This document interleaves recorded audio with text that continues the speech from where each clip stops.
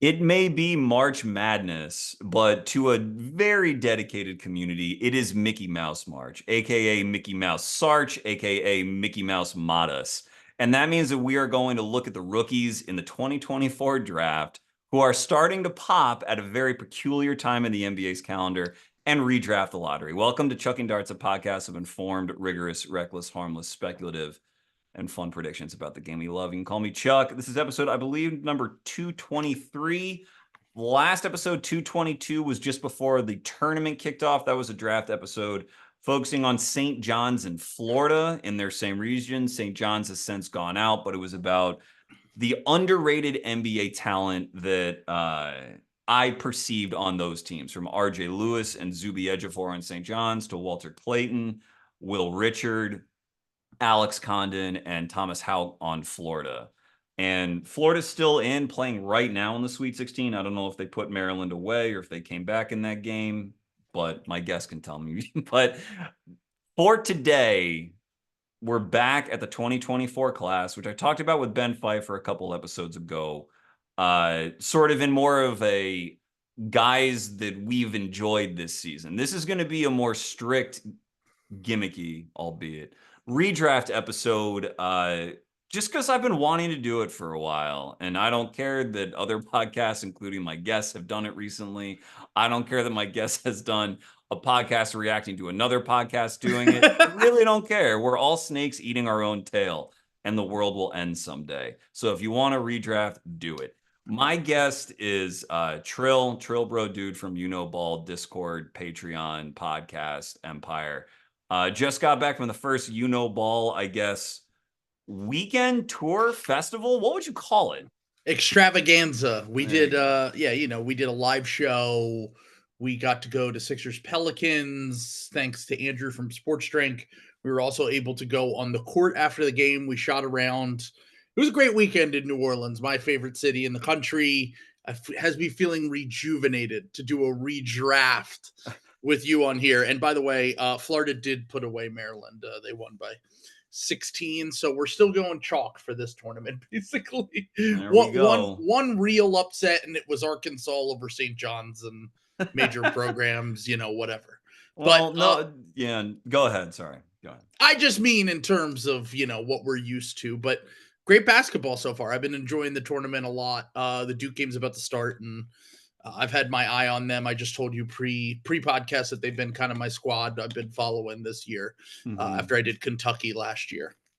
Well, I'm glad you're watching. I know you're locking into draft hype this year a little bit more than others, given the Sixers' place in the standings. Florida, to me, part of that episode I did before the tournament was me saying that I think Florida is closer to the clearly most dominant team, a la UConn, in the last couple of years than it seems.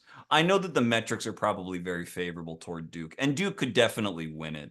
But Florida, to me, was the best team in the tournament. And I like the guys I really like, which are Walter Clayton and Will Richard. I call them Walt and Bill because I like to pretend they're 1960s players. Yeah, they're playing well. And it looks like Derek Queen popped a little bit today. 27, 5, 1, and 2. His buzzer beater was a lot of fun, but I would have liked Colorado State in this game because I would like Nick Clifford to get more of a national stage. I like Nick a whole lot. For sure. He's going to rise, I think. I mean, the fact that he was someone that we thought was going to get drafted last year and now will probably end up rising, I would guess, based off even the first 2 rounds of the tourney. Well, he'll test very well at the combine because he's a really, really good athlete, and he should play pretty well in those scrimmages. But maybe, as we discuss this 2024 class, I think some sort of 2025 content is inevitable. Apart from Cooper, obviously, who is the prize, many people think that Dylan Harper is the number 2 pick in the draft. I may be one of those as well. But would you forsake sort of team fit, given the Sixers' odds sort of they could contend next year in the right way, and just take what you view as BPA, even though you got Maxey and McCain, and just take Harper? Or who would be your number 1 consolation prize? And also the greatest Mickey Mouse March riser of them all, Quentin Grimes, who's having basically a sub all-star level, even I wouldn't even know if I would say sub all-star, maybe all-star level Mickey Mouse March right now. He's been unbelievable in terms of scoring efficiently this month. Yeah, I mean, look, it's hard for me to say because first off, who's going to be drafting this person? Is it Daryl Morey? Because if it's Daryl Morey, I think he's more likely to maybe view this as an opportunity to either trade down and get some value. Maybe a team really values Harper and he views it as, look, we like some of the wings and bigs that are in this class, which is obviously much more of a need for our team. We want to continue to build out depth on this roster. And also, by the way, I drafted Tyrese Maxey, who made an all-star team at 21. I drafted Jared McCain at 16, who we'll discuss at some point on this redraft. And he looks like he could be a future star. They're both guards. Joel Embiid's knee might be made of sawdust. And Paul George, look, we did just sign him to this big contract, but also he's a little bit older. Maybe I look at this as an opportunity to get a player I like, maybe in the 6 to 10 range, maybe recoup a first round pick in the process as well in the future. And another team walks away with Dylan Harper. Now, if it's a new GM, he's not as married to Maxey and McCain. He views it as Dylan Harper is a clear 1A level offensive engine.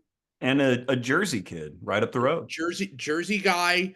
Dad played in the NBA, had a great college season, and is in theory would work with either Maxey or McCain. If you were to offensively, I think that neither of those guys project to be. I think McCain projects to be a little bit better of a passer playmaker than Maxey. But if you want a true downhill threat who can potentially become like a scorer playmaker type, then maybe you think Harper is the better bet to make there, and you move one of McCain or Maxey either now or in the future. I think that would be probably because personally, I've always been a best player available guy. Like that's almost always my take, especially at the top of the draft. Yeah. Yeah. If you get there. Yeah. I would say, especially in a draft like this, it would be hard for me to be like, hey, fine, pass on Dylan Harper, who just looked amazing, and is your prototypical tall guard who might be able to grow into an offensive engine in the NBA. And as much as I love Maxey and McCain, they're both a little bit undersized. It's one of those situations where the team right now isn't particularly good enough for me to be making decisions based on winning now. Like if Joel Embiid is not Joel Embiid, then I'm probably going into a rebuild whether I like it or not. So maybe just take the best player available and figure it out later is my whole thing. I think that's probably what I'd do because I might be a little bit of a coward, not want to push it with, we could trade back or maybe we fall in love with another prospect there and we do what the Hornets did 2 years ago. I don't think there's a Brandon Miller in this draft to draft over a Scoot Henderson type, but I'm kind of just at the point where please just keep the pick. Give me a top 6 pick. It's top 6 protected. Don't make me want to jump off the Ben Franklin bridge on draft lottery night. I'm happy with whatever happens if we keep that top 6 pick because I just sat through a season of misery and I don't want to do it again next year. So please, top 6 pick. At least I can then huff on the hopium of drafting a blue chip prospect at the top of this draft to add to those two and pray to 100 different gods that Joel Embiid's knee ends up being fine. Well, what's fun about the Sixers, I guess, predicament is that this would be, if ever there was a time to swing as hard for the fences as humanly possible, it would probably be now in a pick. Yep. And I'm saying, putting the qualifiers in front of this because I have not watched all of this kid's games that I want to. I've gotten a little taste. But do you know about the French kid, the really young French kid, Noah? I'm vaguely familiar with the name, but I really don't know much about him at all. Okay. He is a really athletic kid who kind of looks like a skinny wing, but he's basically as young as Cooper Flagg is. turns 19 in December, and he plays for Radio Farm Ulm, which is in Germany. It was the team that had Pacom Dadier last year. And so they're used to like part of their strategy as a Euro club, and they're like a pretty good German team. They get like EuroLeague cups of coffee, is to purposely like market young NBA prospects. That's their business model. And he is very athletic, like off the ground, really quick, and kind of he's not like a point forward the way Giannis was in his Greek league, but he has great defensive movement, really good defensive hands, kind of dunks everything when he gets ahead of steam downhill. I don't think he's going to be the power athlete Giannis was, but he has enough youth and productivity that, like, if you wanted to take a swing, understanding that, no rookie is really going to help you that much next year, that's an interesting guy to swing on. To me, I'm going to swear I'll keep this brief. This 2025 class reminds me a little bit of 2021, which was Mobley, Cade, Jaylen Green, Mobley were the top three, and then Suggs went fourth, or Scotty Barnes went fourth, Suggs went fifth. And the way you think about that in retrospect, that's another class that gets redrafted in a bunch of different ways since. You and I have talked about Franz Wagner. Should he be, the best player from that draft? A lot, but that draft in retrospect to me has like one real primary wing option in Cade, this kind of secondary beast in Mobley. I preferred Mobley at the time, still do. And I think you can look at Flagg and Harper as versions of that a little bit. Yeah. And this is then, exactly what we were saying this past weekend in New Orleans. Yeah. And then after that draft had lots of jumbo wings with some sort of ball skill or intrigue. Giddey, Barnes, Jalen Johnson, Kuminga, Trey Murphy as a shooter, Franz, lots of just size. This draft is more, it has bigs more than wings with a lot of intriguing skill, but there's also like lots of little bets to make along the way, the same way there was then. And that was a really fun class. And I think this one has that potential as well. That's what I was struggling with, is like this obviously I think the Sixers' biggest need right now is just playable wings. And I struggle to find, if they get that pick in the 4 to 6 range, I struggle to find the player that they are going to end up landing on, because the guy that you just described, that sounds great, but like we know Daryl Morey is like a numbers guy.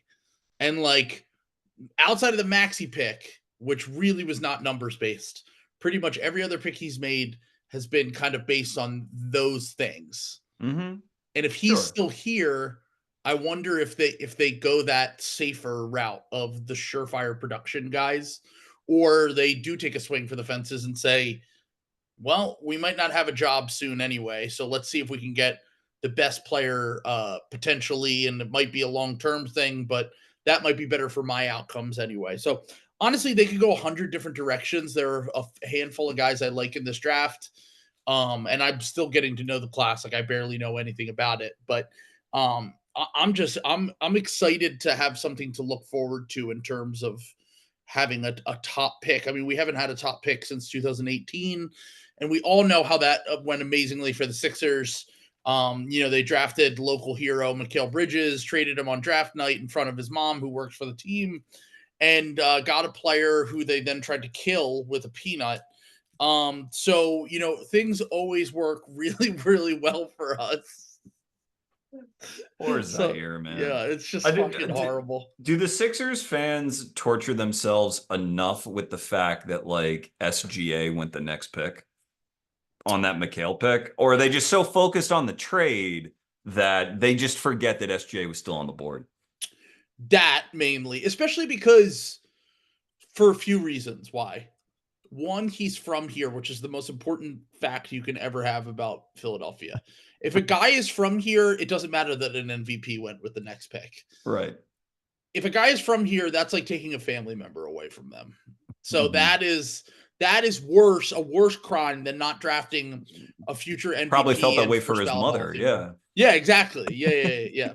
So, that is the worst thing you could possibly do. So no, they don't really bring that up. I bring that up regularly, although I can't lie. After the Fultz experience and drafting Ben Simmons, who at the time we all still like Ben. This is not an anti-Ben stance. Mm-hmm. But having had Ben, who very clearly was not going to shoot, Fultz, who had the broken shot, drafting SGA, even though he had more shooting upside indicators and shot pretty decently in college, it was the low volume and like the tools bet and all that stuff that scared the hell out of me. I wanted Michael Porter Jr. or Mikal Bridges. I'd be lying if I said that I wanted SGA. Gotcha. So in retrospect, obviously I regret it. Yeah. But I miss the mark with SGA in a way that I probably shouldn't have. And no, I would have been fine with either Michael Porter Jr. or Mikal Bridges there. But instead we decided to go we got cute with it. Well, I mean, the Sixers fan response is like, well, Michael Porter Jr. would not have worked. I mean, his back would have exploded within 6 months. Exactly. Yeah, that's true. Yeah, you go down that route, and our medical staff would have had him in some, German hospital trying some experimental back treatments that probably would have ruined his spinal cord. Yeah. So I guess it worked out for everybody, kind of. The Eagles won the Super Bowl. Maybe if you take Mikal Bridges and keep them, they never win the Super Bowl, Trill. Well, they won a few months before that, so the first time. So. The Foles Bowl. Yeah, the Foles of it all. Yeah. All right, man. So this 2024 redraft, what I wanted to try, just in case people have not gotten enough of this class, is I wanted to redraft, but not go back and forth one pick each. I wanted to do multiple picks at a time because the thought behind this draft is that it's so bereft of like certifiable star talent that I think, to me, the silver lining of that perception is that you can make lots of different cases for lots of different players. And I think by taking multiple guys at once and talking through a process, we can start to, if we think all these guys are role players, which is, role player draft is the label.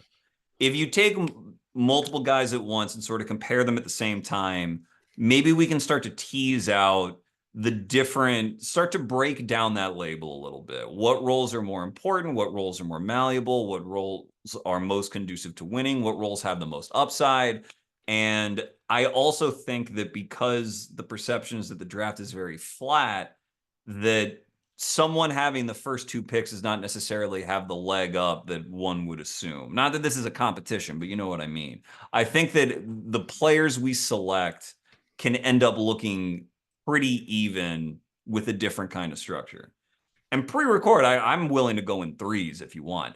But I'm giving you the first cluster. So you just take as many players as you want from this class, and I will then return in kind. And you go ahead.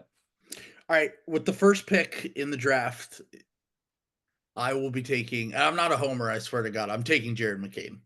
I love it. I'm taking him number 1 overall. And they'll say, well, he's a small guard, athleticism, defense.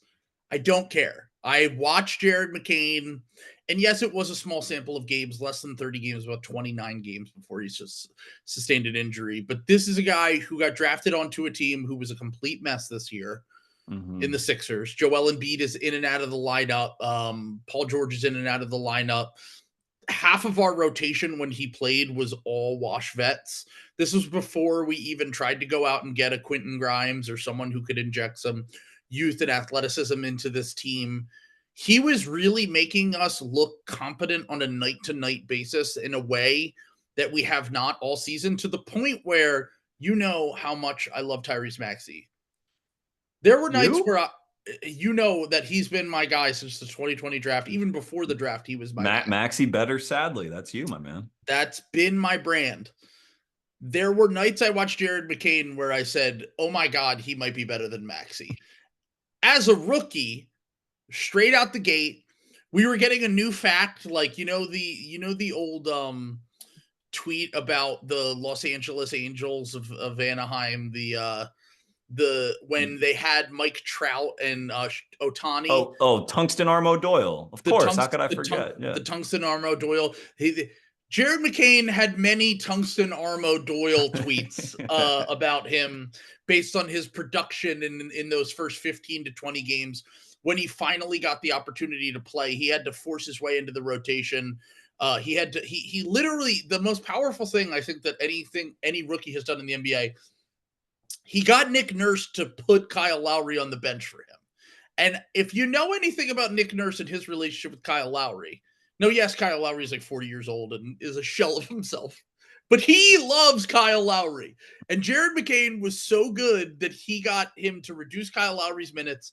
McCain took the job and had a stranglehold on the spot, looked off the ball about as active and engaged as a young guard, probably since, if not Darius Garland, probably Steph Curry, in terms of his off-ball movement, knowing where to be, finding space, opening up things for his teammates, constantly relocating.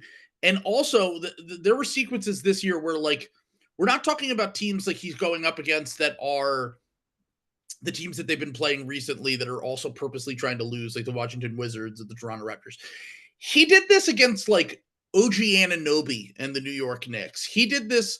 He had his best game as an NBA player against the Cleveland Cavaliers this year, who have one of the best defenses in the league.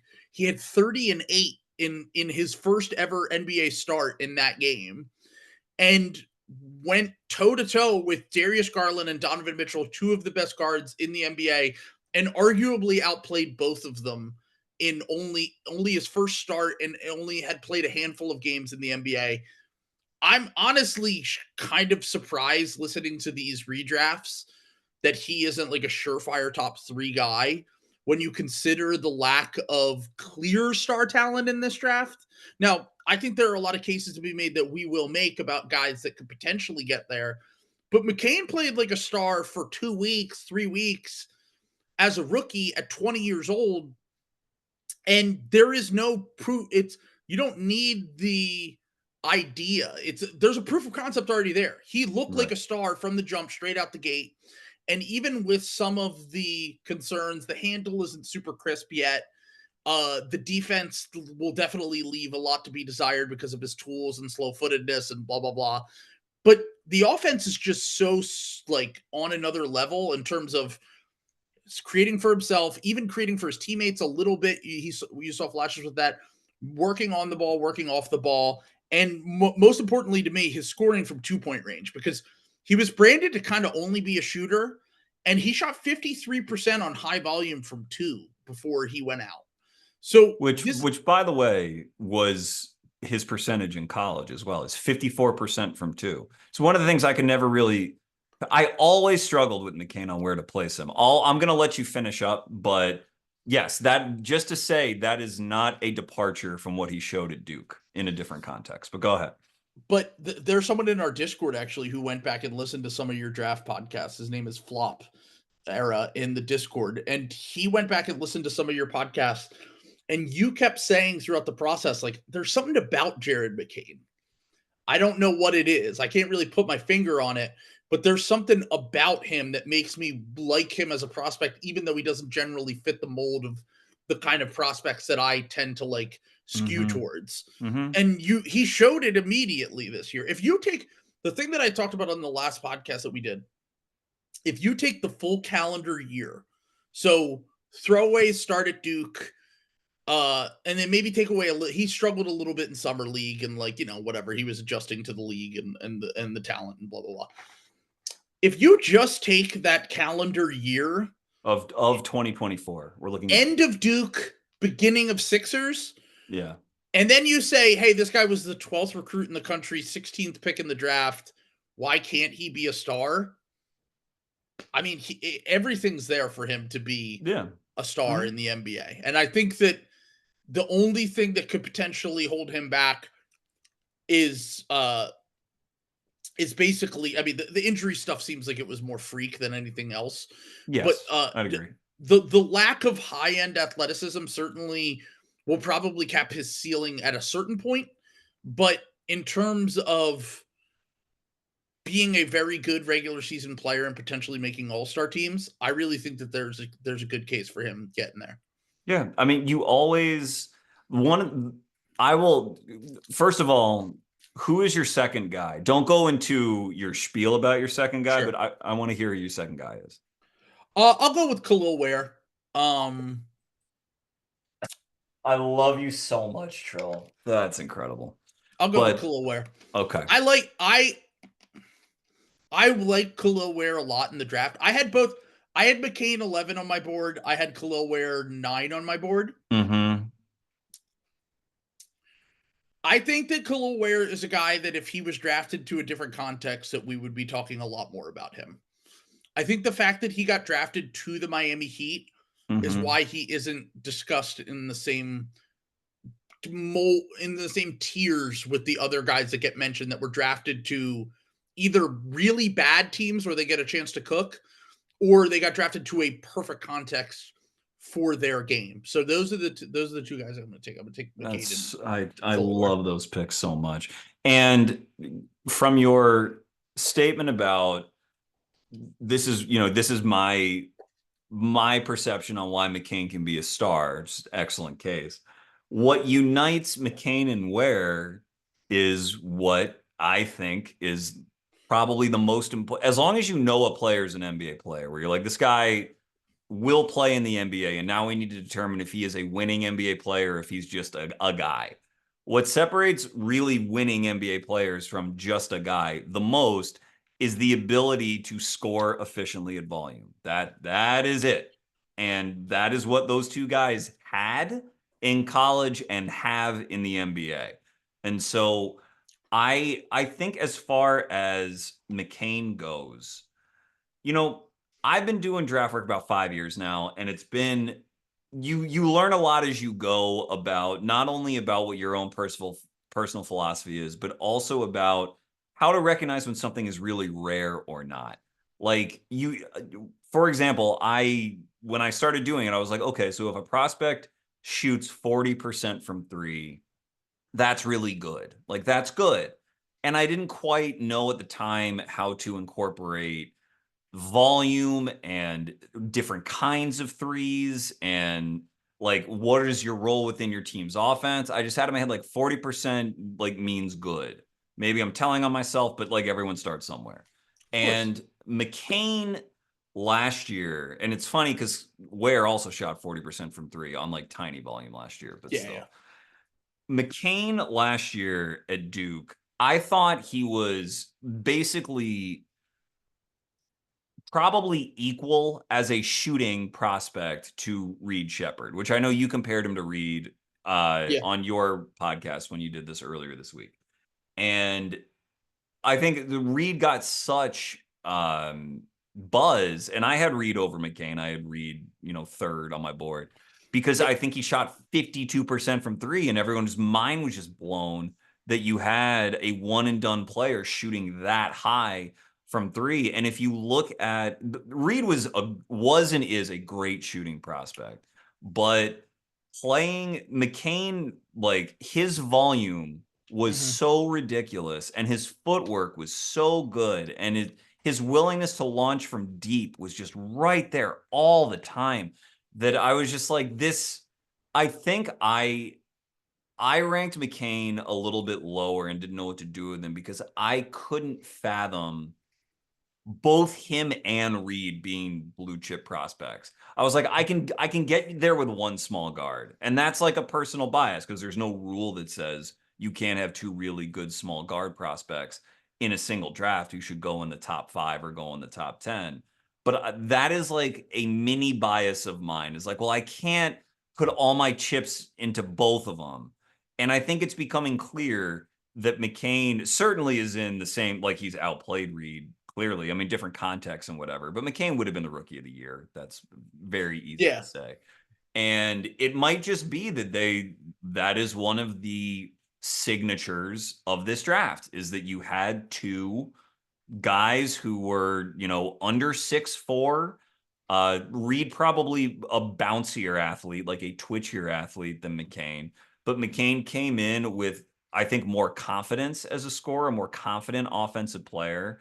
And I also think he has better offensive feel than Reed does. Reed Yeah. had a bigger assist percentage because he was put in that spot more, but feel is more than just the passes you make. It's frankly knowing what passes not to make and just knowing how to move. And McCain had all of that. And I think that's what I struggled to articulate leading up to the draft. And I couldn't get past, especially after the combine, I couldn't get past those numbers. Yeah, But the spatial awareness is off the charts with it's him. crazy. Yeah. Like he knows where to be exactly at all times on the offensive end of the court. Like and that's why I think that defensively, even though he's limited physically, that he'll get there as like a passable defender because he Mhm. also can translate some of that to the defense, even though he did, had the casual rookie falling asleep a lot thing this year, especially when he was carrying a larger offensive load than he's ever really had to before. But the thing that I talked about with the Reed versus McCain thing, and I like Reed before the draft more than McCain too. I had Reed 2 on my board. I had McCain 11 on my board. Mhm. The reason why I flipped that now is something that it was partially because I was annoyed by the way that Ryan Russillo framed it on the podcast, as I talked about on our podcast that we just did, which was that, well, some of the McCain stuff might be small sample stuff. And once again, Reed was, if you look at the kinds of shots Reed was taking from mid-range, from three, he still is like an amazing shooting prospect. He is. The volume in terms of attempts, like you said, McCain shot 11 threes per 100 in college, Yes. and he made like 4 of them. I believe that Reed, if I remember correctly, shot like 4 per game, and made 2 of those, which is obviously very good, but Yeah. also was not as willing to let it I think it was fly. about 8 threes per 100, which is usually like standard amount if you're going to be a guard in the NBA. You should hit that mark. He just happened to make a ton of them, Yeah. The red flag with Reed, though, was the rim attempts. He never Mhm. got to the rim. He didn't have to because he was such a dynamic electric shooter. But that's something that McCain has shown as a rookie that Reed has never really shown. And also, if you want to go back to the recruiting class, like McCain was a higher recruit than Reed. He happened to go to a program where he wasn't trusted as much as a 1A offensive option. He worked off of Filipowski and Proctor and some of those older guys that were at Duke, Mhm. and has now kind of, for the first time at a higher level, been given the opportunity to play with the ball a little bit more in college or in the NBA. But his ability to get downhill for someone with his lack of traditional, athleticism, the ability to get the guy on his hip behind him and then kind of make a play from there, it's very like Jalen Brunson-esque in a way that I never really. Now, Brunson's secret sauce is that his handle is like absolutely impeccable, and McCain is still very far away from that. Mhm. But you could see the beginnings of like a very good on-ball player who can, with pace and with craft, can trick defenders in a way that he wasn't really able to show at Duke as much because he was functioning more as a secondary and tertiary option. So I just kind of like the fact that like he's always showing more with his game. And the difference between him and Reed, at least so far in their college and NBA careers, is like McCain got to the rim a lot for somewhat. Now, the finishing is still and that's something that he'll need to work on. And I don't know if he'll ever be an elite finisher, but the touch is so good from outside that if he can just get to the point where he's still willingly getting to the rim and getting to the line, that I think that it will balance out for him enough to the point where he can be efficient enough. And I think that has been the main differentiator between someone like him and Reed, is that he has more scoring craft, like you said, better feel, and also has the touch on top of that, which is just kind of what makes him such a dynamic offensive player. Yeah, I think one thing about his role going forward, not necessarily on the Sixers, I just mean like his tendencies as a player, is that he will always want, like, kind of like in a Steph Curry kind of way, not to, but we know what we're doing here.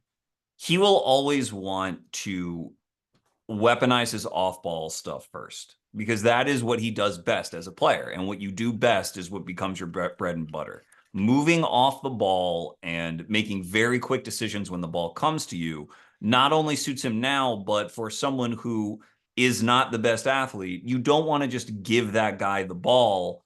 And because then, what does he do against length in the playoffs? Like all this stuff that's way down the line for him. I think he is much better served with a healthy diet of on and off the ball. And I think it's the way he wants to play. And so that's not to say that he can't. I mean, that is Steph Curry. That's how Steph Curry plays. Like you can play that way and be extremely successful. What I find also just so interesting about him when you compare him to a guy like Brunson, who is more on the ball, is I think guards in the draft are very, very, very hard to predict. I think if you go back, maybe to Steph, but if you look in the last 15 years of the draft, there are one and done guards that get picked highly almost exclusively based off of I mean, it's not as though nuclear athleticism is their only quality, but nuclear athleticism is like, all right, well, you're a top 4 pick, and then we're just going to determine where in the top 4 to take you. And that's Rose, Wall, Russ, Scoot, certainly. I mean, Kyrie sort of was an exception within that, but De'Aaron Fox is another one. And because it was this one and done era where if you show talent and you're one of the best athletes in your class, you're going to go. Everyone went, and very few of those class of player who maybe hadn't rounded out their scoring craft yet, who'd always been able to blow by people and get to the rim at will and all this stuff, they just went into an NBA, which up until that point had prioritized that stuff to a very high degree because scoring efficiency had not yet exploded.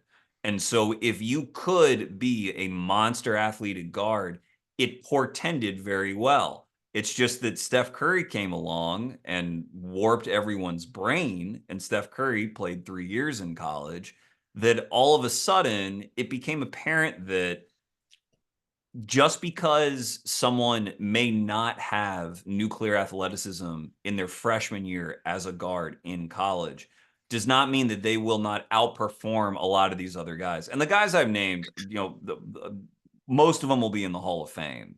I'm not trying. Derrick Rose is an MVP, and Wall had a really good career before he was derailed by injuries. Fox is a very good player who's brought his efficiency up, but Lillard was in college, I think 4 years at Weber State before he came out. Brunson was in college 3 years. Austin Reeves now was in college 4 years. And obviously Steph is Steph. There are enough examples of guards staying so long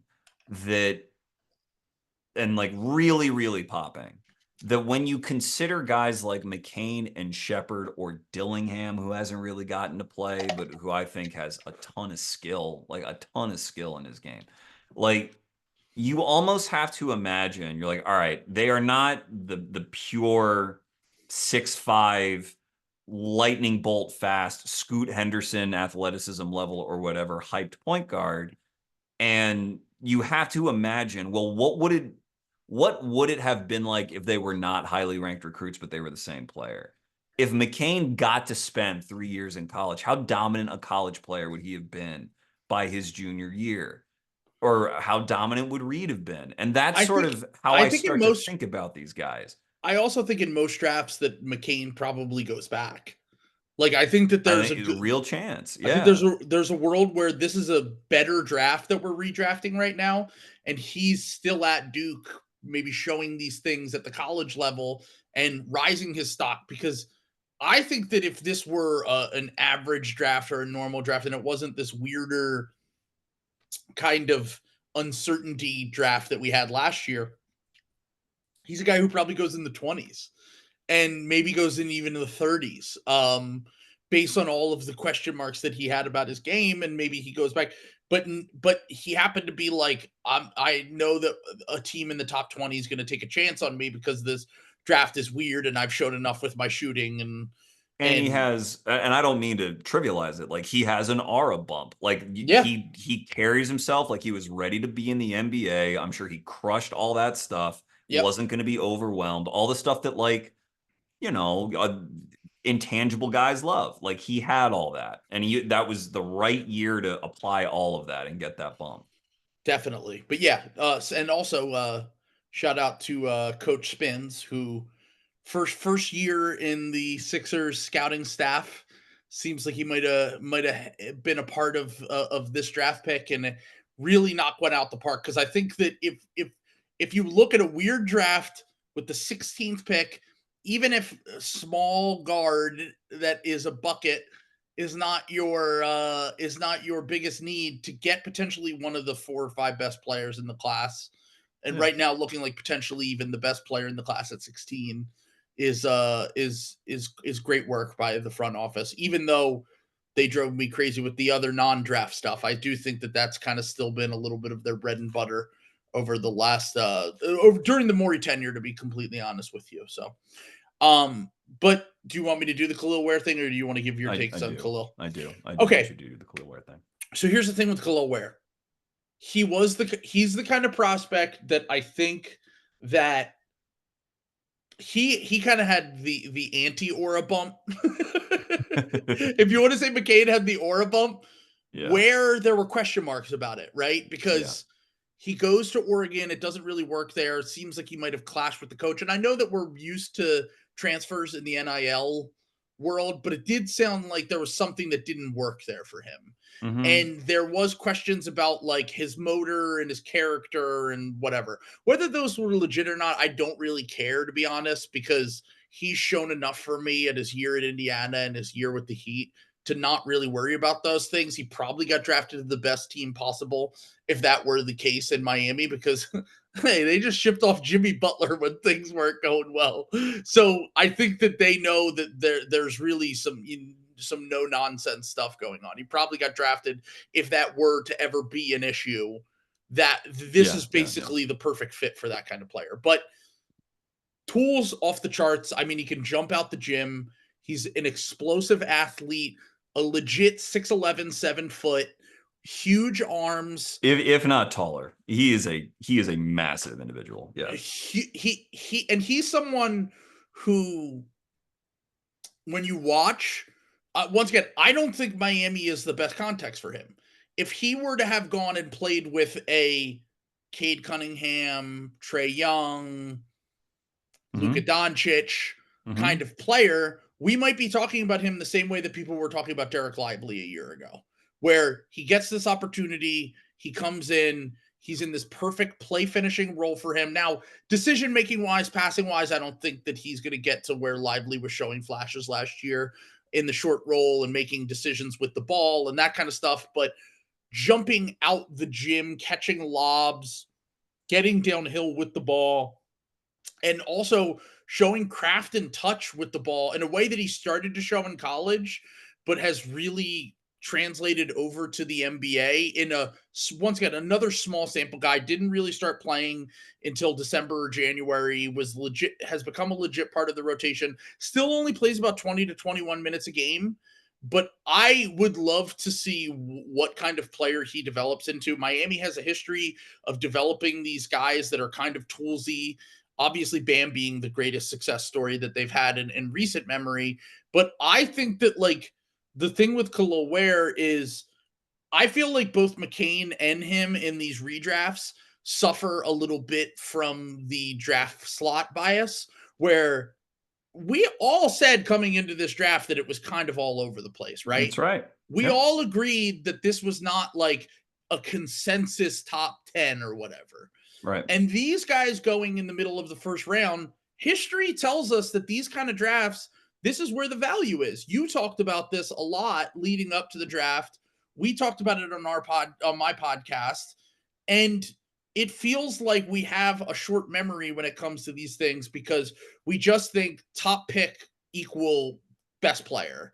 And I think that Ware has had these moments offensively that really could, like, because I always thought the defense was going to translate and be good, which it has been. Like, he's Mhm, a mhm. legit shot blocker. He's a mobile defender on the other end, super long, gets stocks, can protect the rim a little bit, good rebounder. Like, I always thought that the defense was not even a question with him. It was the offense. How far could the offense go? And so far, if you're projecting with a guy like him, I just feel good about his overall game. And I think he was put on the perfect team to develop his skill set.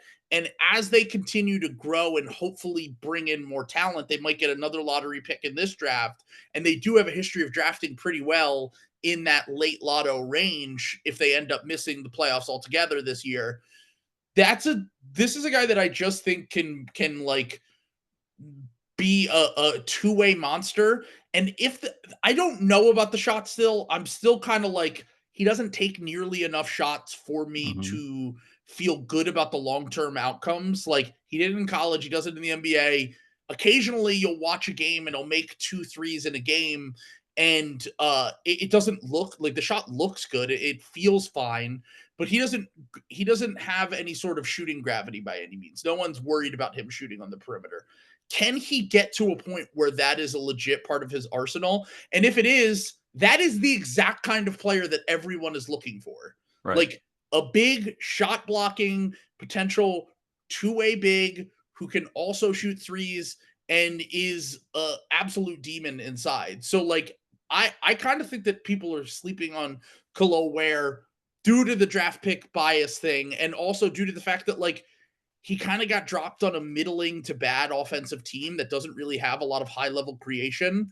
And I think that he would be doing even better if he were playing off of legit lead guard. But also a team that is you're going to have to pay your dues kind of ethos. He's not Yeah. playing on the Wizards, and that's nothing against what I actually love what the Wizards are doing. But if you're contrasting him and Sarr, who's not been taken yet, which you clearly prefer him to Alex Sarr, it's that Sarr is like, they are very purposely like, Alex, take as many threes as you want. Get them Yep. up. Like, you got to get them up. And I agree with that developmentally, but Miami is not going to be so encouraging to Kel'El Ware for like They about like didn't even they didn't even let Bam try it until he was like 27. right, right, He's made right. all-star teams. Even though Miami is like kind of quiet tanking, it sort of seems like they're still going to be in the play-in. They're still like, just so it's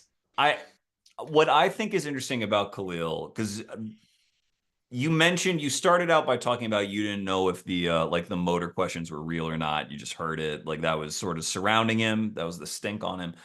I think that what that actually was, my take on that going into the draft, was that it had much less to do with Khalil's actual effort and more to do with his processing of the game, which I thought was a step slow, particularly on defense. And in college, since a guy like Khalil's always going to be playing in drop, like, they're not just going to throw you out on switches in space and just let your recovery tools carry you.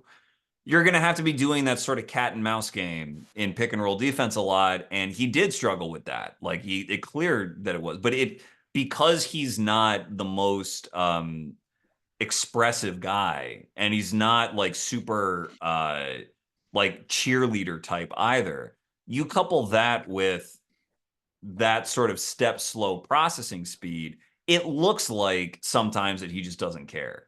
But that's not what I saw when I watched him. I was like, I really don't think that that is it, because when he was on, especially when his shot was falling and they were involving him in the offense, you could really see the dominance on both ends of the floor. But I will say, to be fair, that lack of processing, like pre-NBA, because it is going to get better. I think that can serve as a ceiling capper more so offensively than defensively, because even in a draft that is perceived to be weaker, I still believe that in order to get the volume to return value, like at the tippy top, a team has to basically entrust you with the ball. Even if you're 7 feet, at some level, you're going to need to get the reps. And I don't know, like the Khalil's assist totals are like they're puny. And I think that that team for a long time is going to use him as a spacer and is not going to try to say, not only will they not do what the Wiz are doing with Sarr, but I don't think they're going to put him into short roll the way the Wiz do with Sarr and say, make a play out of the short roll. You know, that's something he's been doing a lot recently for the Wizards. They're not going to maybe coach him up on the exaggerated Joel Embiid. I'm pump faking, even though every scouting report in the world says don't fall for it. The fact I'm giant and doing it means you'll react. I think Ware could do that and find success with it, but I don't know that he necessarily is going to be encouraged to. I think they are going to kid gloves him for kind of a while. And I think it will suppress some of this that might be in there. This is not really a podcast where I'm trying to disagree with your selections. It's not really the point of any of this. I'm saying that I have that concern for Khalil going forward if we're trying to project him as like moving toward a number 3 offensive option with this defensive stuff.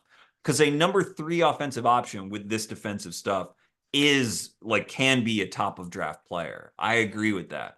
But it does need to get up to sort of number 3 option kind of level. And that's where I'm a little concerned. My thing with Miami is like I do agree with you, especially the approach that they've taken. I mean, Bam was like a backup big his rookie year. He played like 20 minutes a game, if I remember correctly. I don't really think they're the kind of team. Now, look, Spo will play usually a little bit older rookies.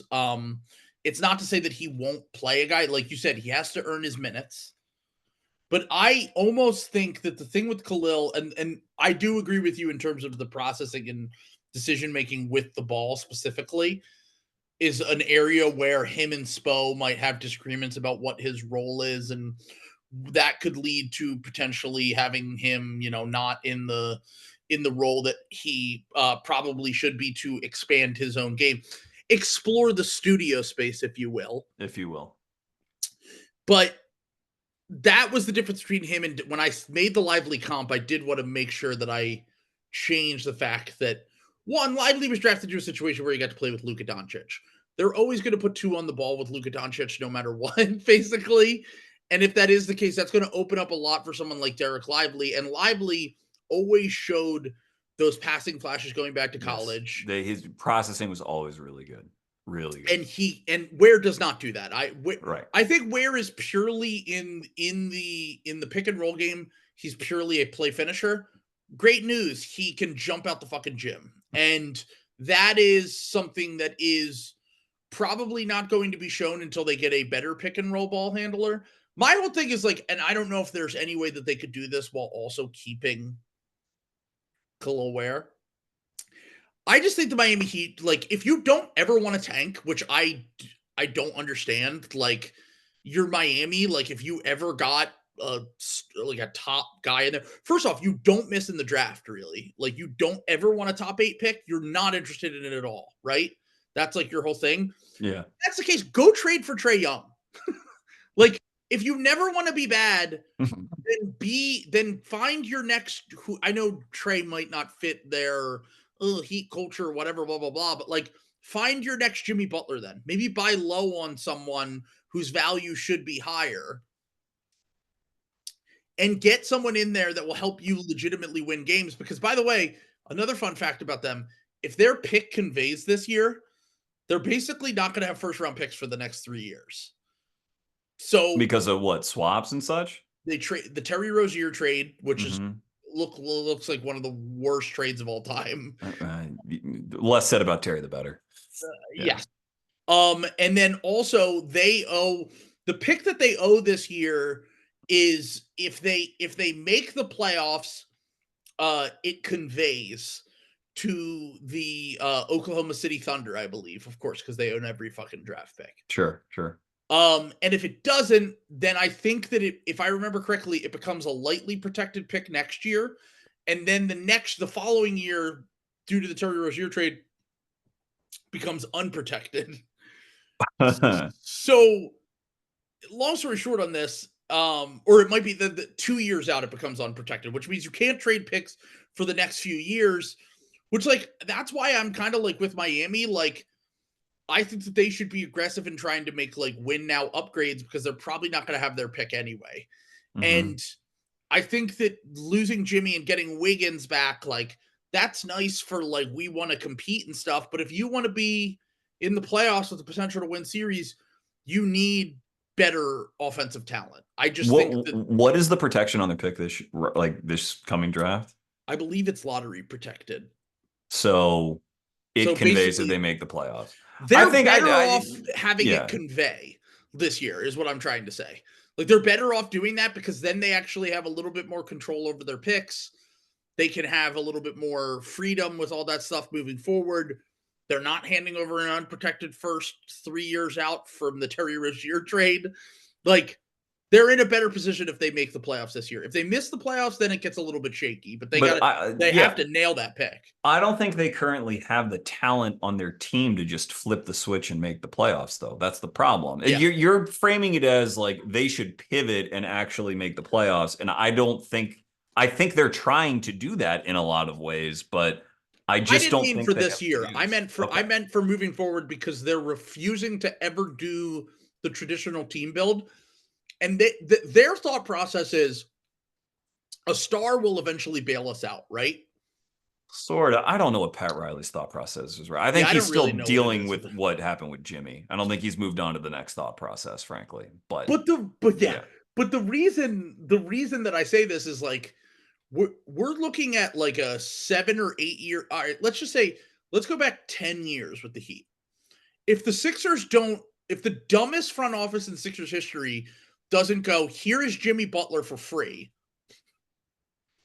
Like, if Daryl Morey was the GM, Jimmy Butler isn't on the Heat, and if he is on the Heat, then we're getting a haul back for him. So what I'm trying to say is, like, outside of Jimmy Butler, we have a 10-year sample of no stars choosing to go there and them refusing to tank, which kind of leaves you stuck a little bit in the middle if you don't have that Jimmy Butler level talent. So unless there is a talent that is surefire saying, I'll sign there in free agency, which players don't even do anymore, then I just don't know what their grand plan is here. But I would like to see Kel'El Ware with with better creation talent around him. Is well, the end and of the that's why story. I think even if you're saying you're better off from a long-term pick security perspective, having it convey, I think if they're like, look, we hate not being competitive, but this team that we have right now is a losing team.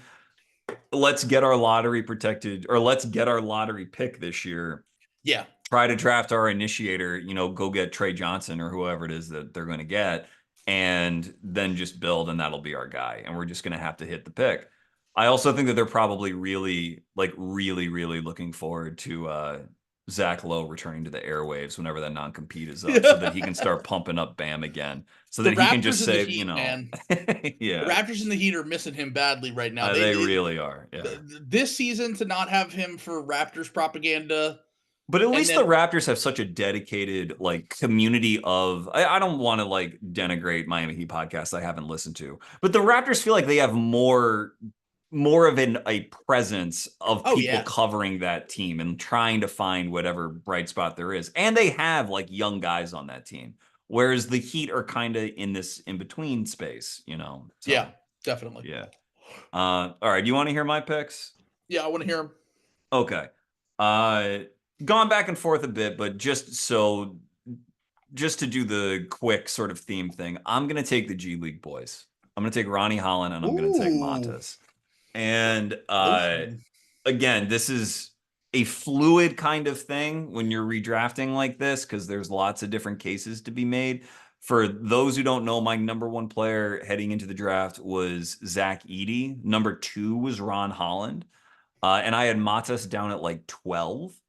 And though Matas, I said Mickey Mouse Matas at the top of the show, I'd be interested to hear how Mickey Mouse you think his Mickey Mouse March is. But I will say that these two guys, if I'm going to sort of bank on what I think I know about the league, which is that positional athleticism and ball skills and two-way play really, really matter. They both have that. Matas has more of a shot maker bag.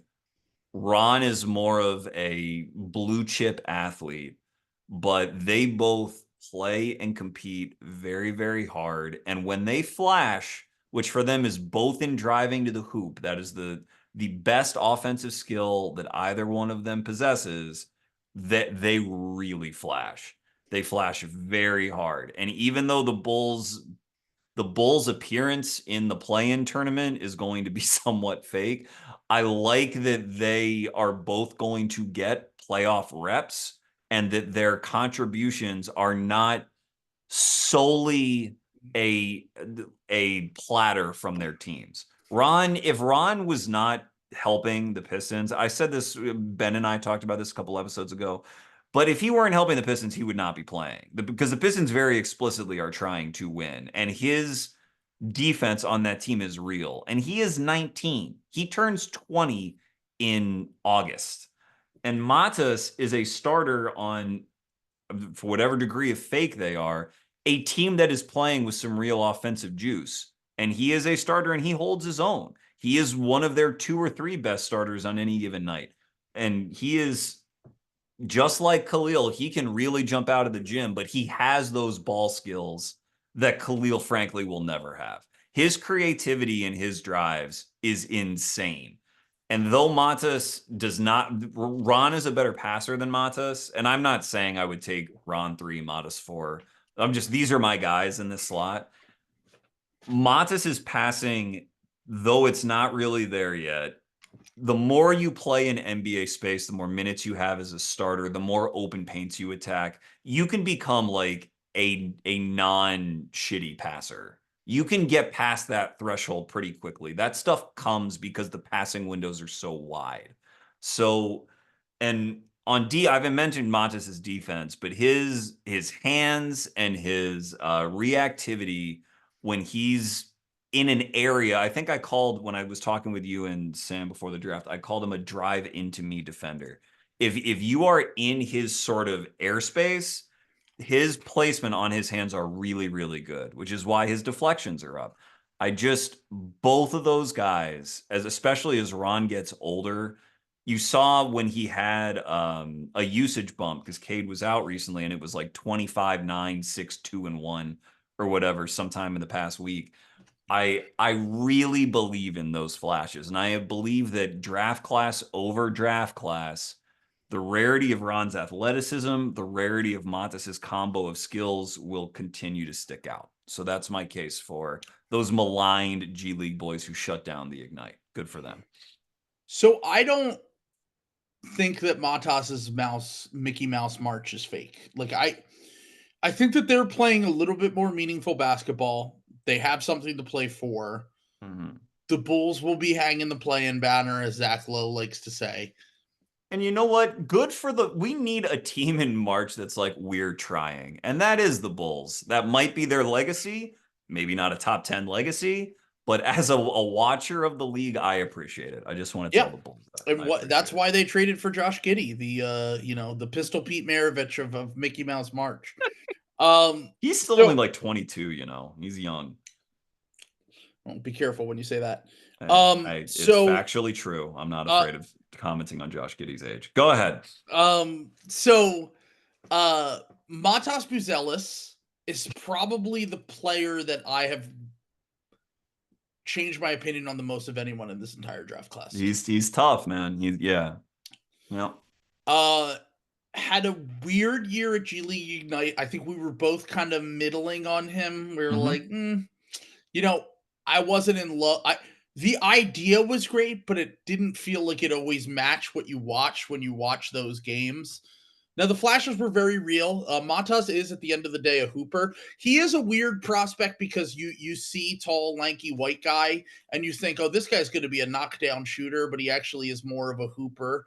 And he is someone who, the thing that has impressed me the most, whether it's summer league, whether it was preseason, or whether it's this little stretch he's had, is that he is a dynamite driver. Like when he gets a guy in front of him, he knows exactly where to go to get to the rim, and he finishes around guys all the time. And he's someone who is good enough at enough things, whether it is that ability to get downhill, get around his defenders, and score around the basket, or it is to just generate his own shot. He has a very good handle for his size. Yes.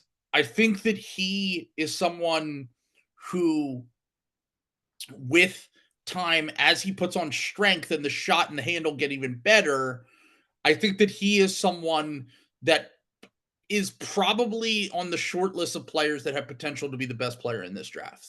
Yeah. And I think that there aren't many guys in this draft that I feel confident. Now, there are guys that I like, but I'm like, I don't think he's going to peak as higher than like 5 or 6 in this draft, even though he's been one of the better rookies. He has a clear defined role. Matas is still that ball of clay a little bit. You can see what you're working with him a little bit more as he continues to grow with more reps, like you said. I would like to see the passing, and I would like to see the 3-point volume be a little bit better with him. But with the Chicago team right now, like, they have plenty of guys who can pass. They have plenty of guys who can shoot. And That's right. Matas has filled in with his role very nicely so far in the NBA. And honestly, a lot of the indicators with him, like whether you watch a random game and he, is having these higher volume scoring games, whether you look at the stuff like deflections and stocks and stuff, a lot of indicators with him where it's like, it's almost going to be a surprise if he isn't a starter level player in the NBA. And to have a starter level guy that is like a bigger wing. Now, I don't know where he's really going to fit positionally because of the weight, strength. Well, that's what I'm saying. I think there's a world where he can play center, not exclusively.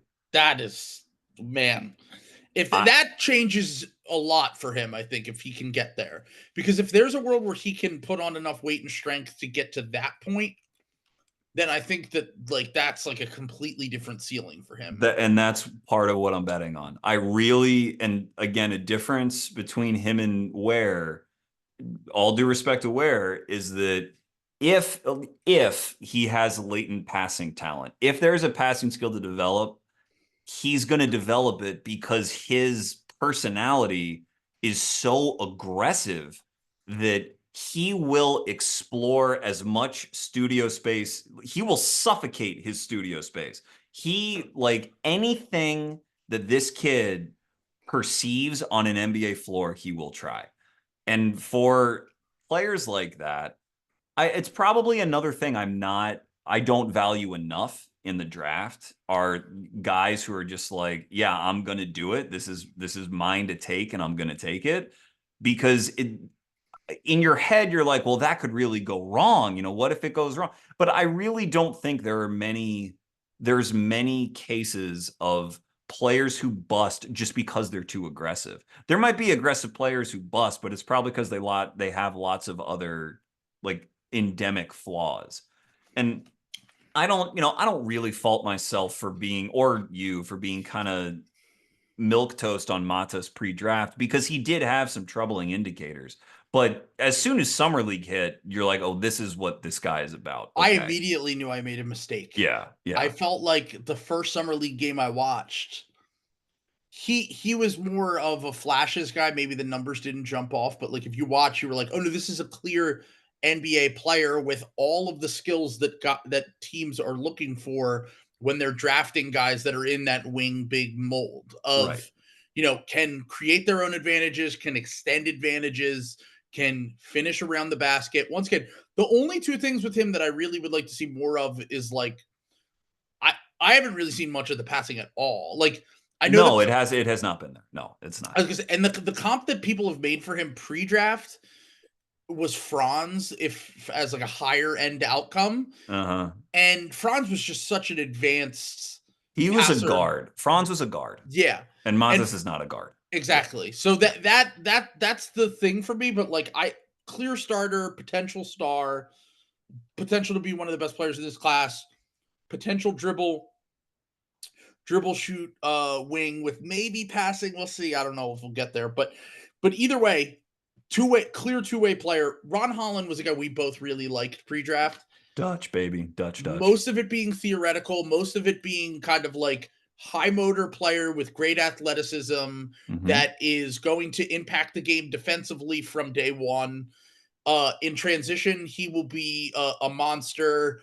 In the half court, he's going to have to figure out more of a role for himself. But the other thing with him is, and I think the thing that the G League didn't really get the most out of either of these guys offensively. Right. Because I don't know if it was the spacing or that team was just a mess. I know they only won like one game all season. And I don't know if it was that bad. Maybe it was. I don't know. I think they won only like one game all season, if I remember correctly. I think Matas hit a buzzer beater. I remember that. Maybe they won like 4. I don't know. Wasn't good. Yeah. Maybe they only won one in the showcase or something. That might have been it. That might have been it. Yeah. Either way, they were a very bad team. And I don't think it did either of these guys justice. The thing that Holland's really impressed me with, the inverse of Matas, his passing has been like legitimately good. And I don't really think that he showed all that much as a passer at lower levels. With the NBA spacing, that's probably unlocked that for him more than anything else. In the same way that it's kind of unlocked the scoring has been unlocked for Buzelis at the NBA level. The passing for Holland has really popped. And I'm honestly just really impressed with how good he is offensively already. Like, he had a game the other night where I think he had like 25, 8, and 8. This is what I was talking about. Yeah. The LeBron stat line game. And I feel as though we knew that the finishing was going to be really good. We knew that the scoring inside the arc would probably be. I didn't think he was going to shoot 60% from 2 as a rookie, and like volume is low, but that I don't care. Like I really don't care, because most rookies don't ever do that regardless of volume. Right. And the fact is his entire outcome to me just comes down to, can he ever become a 3-point shooter? And I think that once again, we just talked about guys getting drafted to the right spots. He got drafted to the team that has Fred Vincent. We'll see if he can fix the shot. It was iffy in the G League. It is not been good in the NBA so far. He started off shooting decently. He's trailed off. The free throw shooting still isn't great. But I think that he's very clearly an NBA player. And I think that, like, even if the shooting never comes around, I think the comp I made for him, if the shooting never comes around, is like having like a 12-year career like Derrick Jones Jr. or something like that. Like, he's just a special athlete. He's got enough off the dribble juice, and the defense and the energy will keep him in rotations for years to come, even if the shooting doesn't come around. And if the shooting does come around, he's going to be a special player. Well, and I think with the shooting, a player that I keep in mind with him, not as a one-to-one style comparison, is someone like Aaron Gordon. And he's not as big as Aaron, but the shooting was a question for Aaron Gordon for a very long time. And it was like not good for a very long time. And he was in a really bad situation. Now he ends up in Valhalla of situations with Jokic. But I think if you are a rotation player in the NBA for literally like 8 years or whatever it was for Gordon before he landed in Denver, I kind of think that if you get enough open threes, eventually you will have 1 or 2 years where you are like good enough to help a good team. Now, but you have to be such a great athlete and do so many ancillary things well in order to get all of those reps. Many guys wash out before they hit that threshold, but Gordon is a rare enough athlete to have gotten enough chances to find himself. And I think Ron is too. And I don't think this Pistons situation is as bad as those Magic situations were. So I think he will reach that point earlier. And so in ranking him this high, that is a big part of it. And you mentioned the free throw shooting and the passing. In the G League, I think I mentioned this because I knew it was one of my big things about Ron. His passing was the single skill that improved most over the course of that G League season, because he had an 11 turnover game, like his second or third game, that was so terrible. But the rest of the time, he had a positive assist to turnover ratio. That is what he really developed. And I was like, this guy is clearly improving, even if the game results are not quite there yet. And his free throw shooting this year is 76%. And it was in the 70s last year as a G League player. And so it's just another indicator that is subtly pretty good. So yeah, for an athletic wing to be in the mid 70s that is a base to work with. That is something to work with, even if the shot still looks clunky. That gives you hope for the long term potential that we could be like, can we just get him to 34%? And I think there will be years when he is there. I really do. He is 19. There will be years when he hits, for sure. Also, so, I think it's a great indicator that like they made it clear. They made it very clear when they first took over that they were like, we're building around Cade. And then they immediately drafted a guy who Cade basically grew up with. Like, they played AAU together when they were both younger. Yeah, both from Texas. Yeah. Both from Texas. I think that's a good sign. Like, I don't think they're drafting Ron Holland if Cade Cunningham says, like, I don't have whatever. That is an indicator. Between that and the Fred Vincent thing, those were the two things that made me feel the most positive about that pairing together. And the fact that, like, this team now is going to be in the playoffs.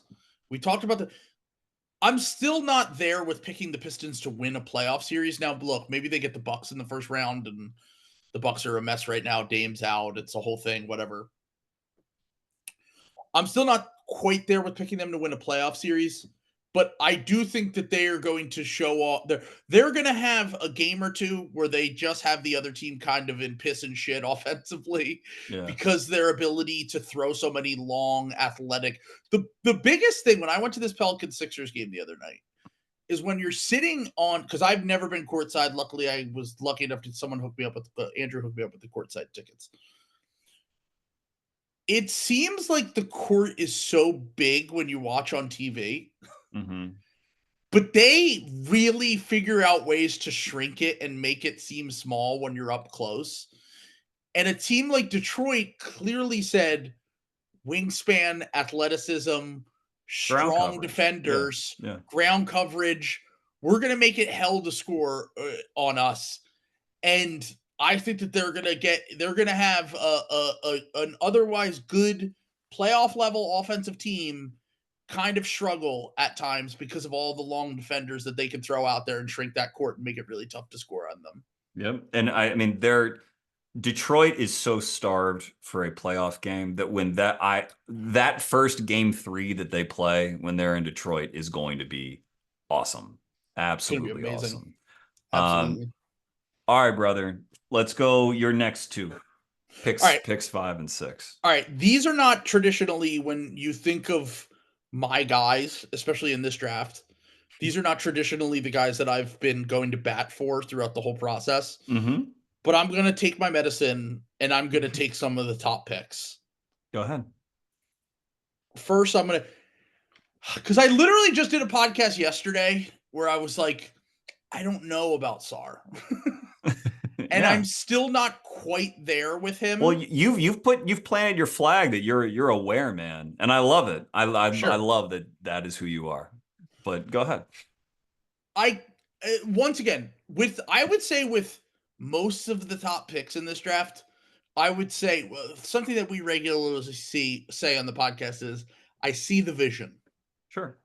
I see the vision with these two players more than I think that their rep exceeds them for who they are as players now. Okay. But I see the vision with Sarr, and I see the vision with Castle.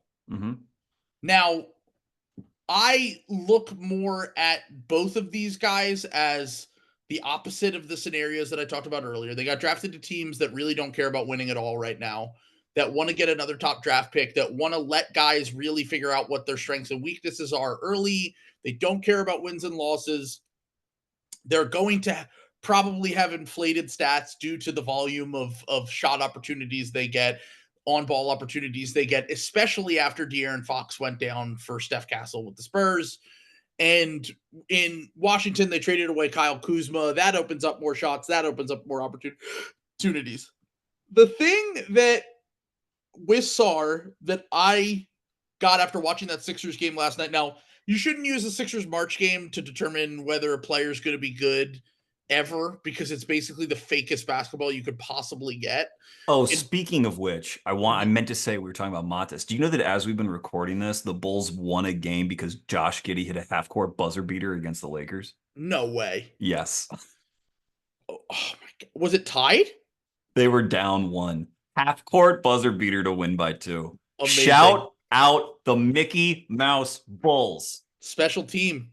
That's right. Wear those green jerseys all March. Wear the St. Patty's all March. We are setting up for a real heartbreaker, though, where we could have 3 straight seasons of them losing the second play-in game to the Miami Heat, which would have to be some sort of karmic like injustice that we've never seen before. This team cares so much about March that they are literally fighting tooth and nail every night to make the play-in, and they could just lose to this Miami team that has basically given up on the season. It makes me sick. Well, you want to know, speaking of karmic injustices, you know what I'm monitoring is if I want to see what their record ends up relative to the Magic's, and the Magic are injury ravaged. And I want to see if they play the Magic, because if the Bulls have some sort of way to claim that they had a more positive season than the Magic, either through record or through winning in the play-in, that would mean that since they made that Vooch trade where they gave up the pick that became Franz, the Magic will have finished ahead of them in the standings one time last year. Now that is crazy. I'm just telling you that I'm just hearing this for the first time. I would still take the Magic. I'm just saying. I would still take I just thinking it out a little bit. Just a little. I would still rather be the Orlando Magic. That's just brother, my personal opinion. I'm not disagreeing. I'm just saying that NBA transaction cycles, that trade very clearly after like 2 months into Franz's rookie year, you're like, oh my God, disaster trade. And it can still take this long for all of that concrete to settle in the aftermath of that trade. I mean, it really can. But anyway, back to Sarr, they still clearly won the trade to me, the Magic, but also it makes it sting a little bit less if I'm a Bulls fan that they drafted Jet Howard with that second pick, and he doesn't even really play for them, and is not someone that seemingly is in the Orlando Magic's future. But also the next pick, Trill guy, Kyshawn Wallace. What would that be like? I actually wanted them to draft Kyshawn Wallace. I know you did. I wanted them to get him, but then when they took Anthony Black, I knew that was never going to happen because they weren't going to draft both Anthony Black and Kyshawn Wallace. I like Kyshawn a little bit more than I liked Anthony Black, but it is what it is. Likewise. But anyway, sorry, Sarr and Castle. Go ahead. So Sarr is still very raw. I mean, this was the thing that going into the draft, I had Sarr 2 on my board for a while. I had him 1 on my board at one point. I think everybody at one point had him number 1. After that G League Ignite game, sure, I was like, oh my God, this guy's a clear future superstar. Like, it was like unbelievable what he was doing in that game. And then the G League Ignite was so bad that they abolished it. So you got to take that into consideration when you're scouting in the draft. But the G League Ignite game really was like the first time that I watched a full game of him and thought that he could have potential to be a star. But then the more I watched him, the more I was like, he's not a great finisher. You know, he's got all these skills. I think Sam Vecini put it perfectly, where he was like, he does everything good for a big. Yeah. But what is that like on the aggregate? Sure, that adds up to tantalizing player with nice upside. Right. But there's not one skill that really stands out for him offensively that makes you feel like we can bank on that being his main translatable skill that will get him to plus starter potential star level in the NBA. Yeah. I don't really think there's been much that has changed with Sarr. He's pretty much exactly what I thought he was going to be in the NBA. He is someone who is more willing to put up 3-point shots. I guess that is the one thing that He has them. You talked about it a little bit earlier. His 3-point rate is like over 40% this year. He's shooting like And it's what he should be doing because he's not athletic enough to go off the dribble. that's what I'm getting to. Yeah. So not athletic enough to get to live in the paint, get to the rim, the traditional big stuff that we're used to, Right. The stuff that I talked about with Ware even earlier, where like he's constantly setting screens, rolling to the basket, whatever. However, watching that game and then just watching him even during this little stretch, I will say if you're swinging for ceiling still, he's still pretty good at most things. Like he's become a willing screener. He's screened a lot more when I've watched this season than I thought that he ever really did as a prospect. He is good at making quick little decisions. He can handle the ball fairly well. He's shown a little bit of touch like in that floater range. Now the numbers are still not great, but like that is probably part of his game that I think that he needs to carve out because he's not someone who's going to be living around the rim and at the line. He'll probably need to carve out a little bit of a mid-range game and then also continue to extend to three. And then defensively, I think he's just going to be a very good defender in the NBA and someone who has already shown as a rookie games where he can look legitimately like a potential all-defense guy. And if that is the case, if we're swinging for ceiling, yeah. If you want to in this spot, yeah. That's what I'm saying. If we're swinging for ceiling, because I still have enough question marks about all the other guys, I feel good about them knowing that they're probably going to get another top prospect this year. And they're probably getting another top prospect a year from now because I still think they're going to be I think they're going to be improved. I think they'll be a respectable bad next year because they like a Blazers kind of. Yeah. They'll win 28 to 30 something games next year and they'll be fun and young. But the thing is, the thing I liked about their draft strategy since they got this new front office, whether it's Bilal or Bub or Sarr, they're drafting guys who are fairly high feel players that mostly have positional flexibility, that are built for the modern NBA, but also we're always going to be long-term bets. Because when you take players like that, you give yourself so many bites at the apple. And Sarr is someone that, like, I think when we did our redraft recently, I had him like 7 on my board when we did that redraft like a little over a month ago. I think it was like a month ago at this point. Okay. I have moved him up only because I'm still interested in his potential higher end outcomes as opposed to some of the players that I know are good role players that will have a role in the NBA.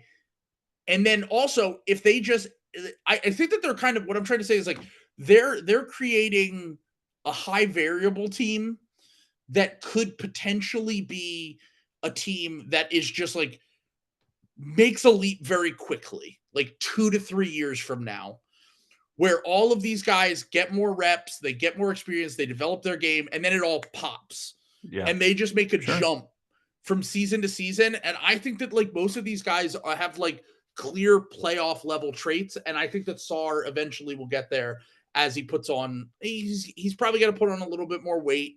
He's got to get more reps. Yeah. And, all of the things that we discussed with him pre-draft. There's nothing different about him that I felt about him pre-draft.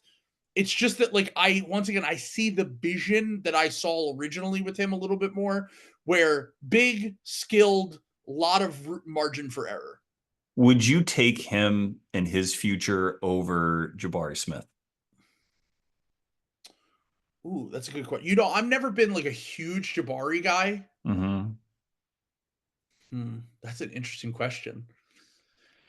To me, it feels like the guy that pops on his second team.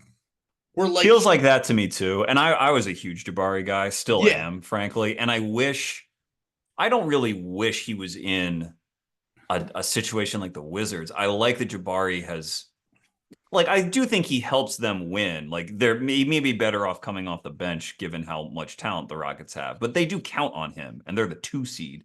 So I like that his He closed for contributions. them a lot earlier in the season. I don't know about recently because I haven't watched a ton of Rockets basketball recently, but earlier in the season, he had some games where like he had clutch moments and once again, I've never been a big Jabari guy, but if you're 6'10 and I know that he's eventually going to be able to be like a high 30s on good volume guy shooting wise. And he's an elite rebounder. Yeah. That's a And he can combination. switch. And he I can mean, switch defensively. right. That's a combination that you really there's only like 5 players in the NBA that can do that. Yeah. So like I'd probably bank on Jabari long term over Sarr. I would as well. But But I yes. think Yeah. that the higher end outcomes for Sarr that could potentially still be there might be a little bit higher than Jabari's. Yeah, I'm just they'll be interesting to track with one another because Jabari, I don't think has ever. The first year that he was there in Houston, it was really bad. Like it was a mess, a The whole complete team, mess. yeah. But I still don't think there's been the purpose that the Wizards have had in having a plan for Sarr this year and the kind of shots they want him to take. Because I think that was still Steve and Silas. And he said that year, like, well, we didn't really run anything for Jabari or draw anything up. And I was like, you drafted him third. What is And what is that wrong with you? and he needs that. Right, exactly. And so I still think that there's more layers to Jabari's offensive game that have not been explored, but I think that Sarr, like Jabari, like there is a place for these players, clearly. Yeah. Definitely a place for them.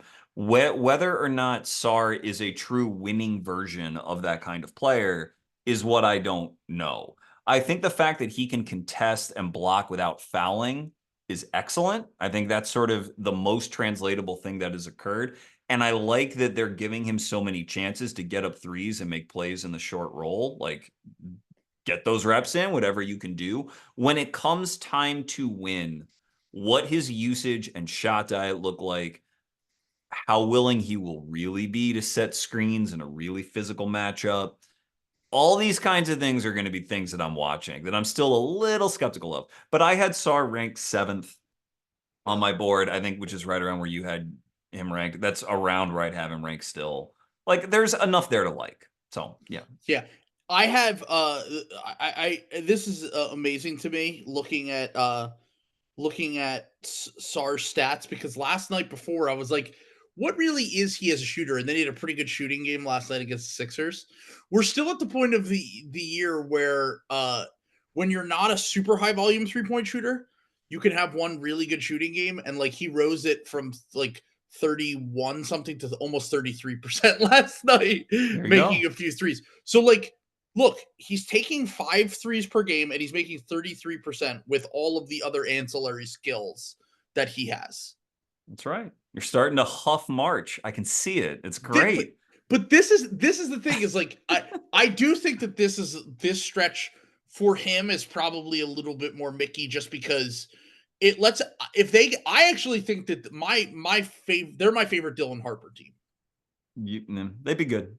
Be good. Because you put You know Bub, how much I love Bub, and you love Bub too. I love Bub. I don't But want if to take the you ball out of Bub's hands. Jordan but if Poole you does that enough already. but if you put Bub in that secondary role, you let him grow, you make him into more like he learns how to play off the ball. He can grow as a like I think that the thing with Bub is like I don't know if he'll ever get to the point where he could be a star lead guard because of some of the stuff that we've always known about him, like the rim pressure stuff, the lack of elite athleticism, not someone who also draws a ton of fouls and the stuff that star guards usually do. But I do think that like, can he get to the point where like he really hones in on defense? He gets better off the ball, and also this team is just going to be like a super high feel connected team, and I think he's a high feel player that will figure out a role no matter who they put next to him.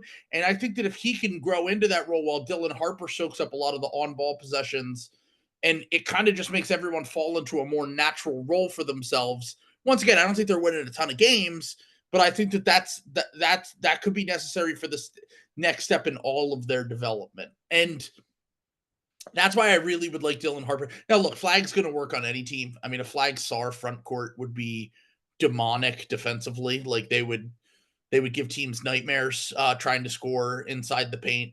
Uh, what about Sarr, Flag, and Bilal switching on the perimeter? It'd be fun. Fun modern team. Yeah. Once again, modern team. They feel like a really modern team. They're still far away talent wise, but they feel like they just need that one true star bet to hit. Yeah. And then they'll hit the ground running with this. It's the best vision that they've maybe ever had with roster building on the Wizards. So yeah. So and then the Castle pitch. Castle's never been someone I've been really high on. I had him lower than like I had him like 13 on my board. I mean, that's where I had him too. I'm back at the lottery. I was just like, what is he in the NBA? Was my whole thing. Because we talk about like the guards with the shaky shots, and it feels like it's always a decent bet to bet against guys who really have not shown a high volume of 3-point shots, touch from all over the court, something that you can build on. Because if you're not a pull-up, if you can't shoot pull-up threes, if you can't shoot threes at all as a guard, you're almost dead on arrival in the modern NBA. Like it's basically a prerequisite, right? Mm-hmm. The thing with Castle, and the thing that has impressed me the most, is that he plays first off, he plays super aggressive when he has the ball, but not in like a chaotic. I know that some people have compared him to like Marcus Smart at times. I don't think that he plays out of control in that regard, but he's super aggressive at getting to where he wants to get on the court, and he gets to those spots a ton. Mm-hmm. Especially when he has a smaller guard on him. If you want to put that matchup on him, he had a game against the Sixers earlier this year where he had 3-and-1s in the same game. Because I think he has a similar level of feel to McCain. Different players who use it in different ways, but I think if you were to say those two are the two highest feel players in the class, I would not argue with you. I agree. Yeah. And I think that translates to both ends with him too. And he has the skill set of, it's almost like I don't think that he's going to be doing what he's doing right now because this is just the nature of your two best players being out. Mm-hmm. And they'll probably add more talent going into next season. But it's almost in this mold of, I think pre-draft, I saw someone compare him to like Josh Hart, Nickeil Alexander-Walker, wingy guard type that takes a little bit of time to figure out his role in the NBA. Sure. And then once they do, everything falls into place and makes sense for them. Yeah. Derek White was kind of like that. Sure. I mean, I call these guys switchblade guards that I think are very important. But yes, go ahead. And the thing with Castle is like the 3-point shot still isn't there. But he's good at literally everything else. Mm-hmm. And if he is willing to buy into a role where he's playing off the ball, I still think you need to be at least a passable 3-point shooter, which both Josh Hart and Nickeil Alexander-Walker have skyrocketed this year. Like, I mean, he's like a legit 3-point shooter now. But Josh Hart is probably a good example of a level that he can get to as a 3-point shooter. But I think that Castle has even better traits than him. Like the passing, the ability to get to the line. The one thing that Hart has really improved on, especially playing with a spacing 5 and Cat, which, by the way, he plays with Victor Wembanyama. Like, well, that's the ultimate cheat ace code that he's got. Yes, correct. Because every time we talk about like guys with shaky shots, we're like, well, we just got to get him to a team with a shooting center that's also good defensively. And it's like, there are like 4 of those players in the NBA and every single team wants them. Yep. The Spurs happen to have maybe the best one of all time coming here with Victor Wembanyama, and he's going to line up perfectly with his prime. Now, the only question I have for you is, how do you feel about the Castle Fox fit? Oh, interesting. You know, I thought more about the troubles with Castle and Sohan, and I've been thinking in my head. I don't even worry about Sohan. Thinking in my head as opposed to thinking somewhere else. But but that's the thing. Like, I like Sohan, and I think Sohan had made a little bit of a jump. He was good earlier in the year when Wemby was healthy. I agree with that. And I think that the prevailing wisdom is that, like, well, if you have to trade Sohan, you trade Sohan. And I think some of that is coming from Castle just being new and also from him being a more natural guard, whereas they tried to square peg round hole Sohan into some guard skills, which I actually think worked in the long run. I think he is like a good passer for a big wing now. And I agree that it is hard to play those two together, but I also would not be just so certain that Sohan is the guy. I mean, he might be. He might be the guy you get rid of. I just think people are being very quick about that because Castle has had these flashes in his rookie year. But as far as Fox goes, like you said, I think one of the many bummers about Victor's injury is that I thought that Fox was really going to have to adjust how he played next to Victor, obviously, but especially at the end of games, because Fox has turned into this sort of like mid-range assassin Mamba mentality guy where he's like, I'm the shot taker, I'm the shot maker, and he was pretty good at it, like for the last couple of years. One clutch player of the year, That's and right. then they immediately decided to go out and get DeMar DeRozan. Right. Just funny. But I think that playing with Wemby, I mean, sure, you can say that you're that guy, but Wemby's a better offensive player than you are. He's probably a better offensive player now than De'Aaron Fox will ever be in his career, and Wemby's 21. And so the fact that Wemby gets hurt means that whatever reps Fox might be hurt now or rested or whatever, but for that little while he was playing with Castle, Fox, you could just indulge in all of that. I'm the shot taker, I'm the shot maker, I'm the guy, everything around me. And I really believe that Fox is going to have to change that. And I think that Castle probably has a little bit higher level of feel than Fox, more of a compliment to Castle than a dig on Fox. And I trust Castle's ability to mold himself a little bit more around Wembanyama. That doesn't mean that I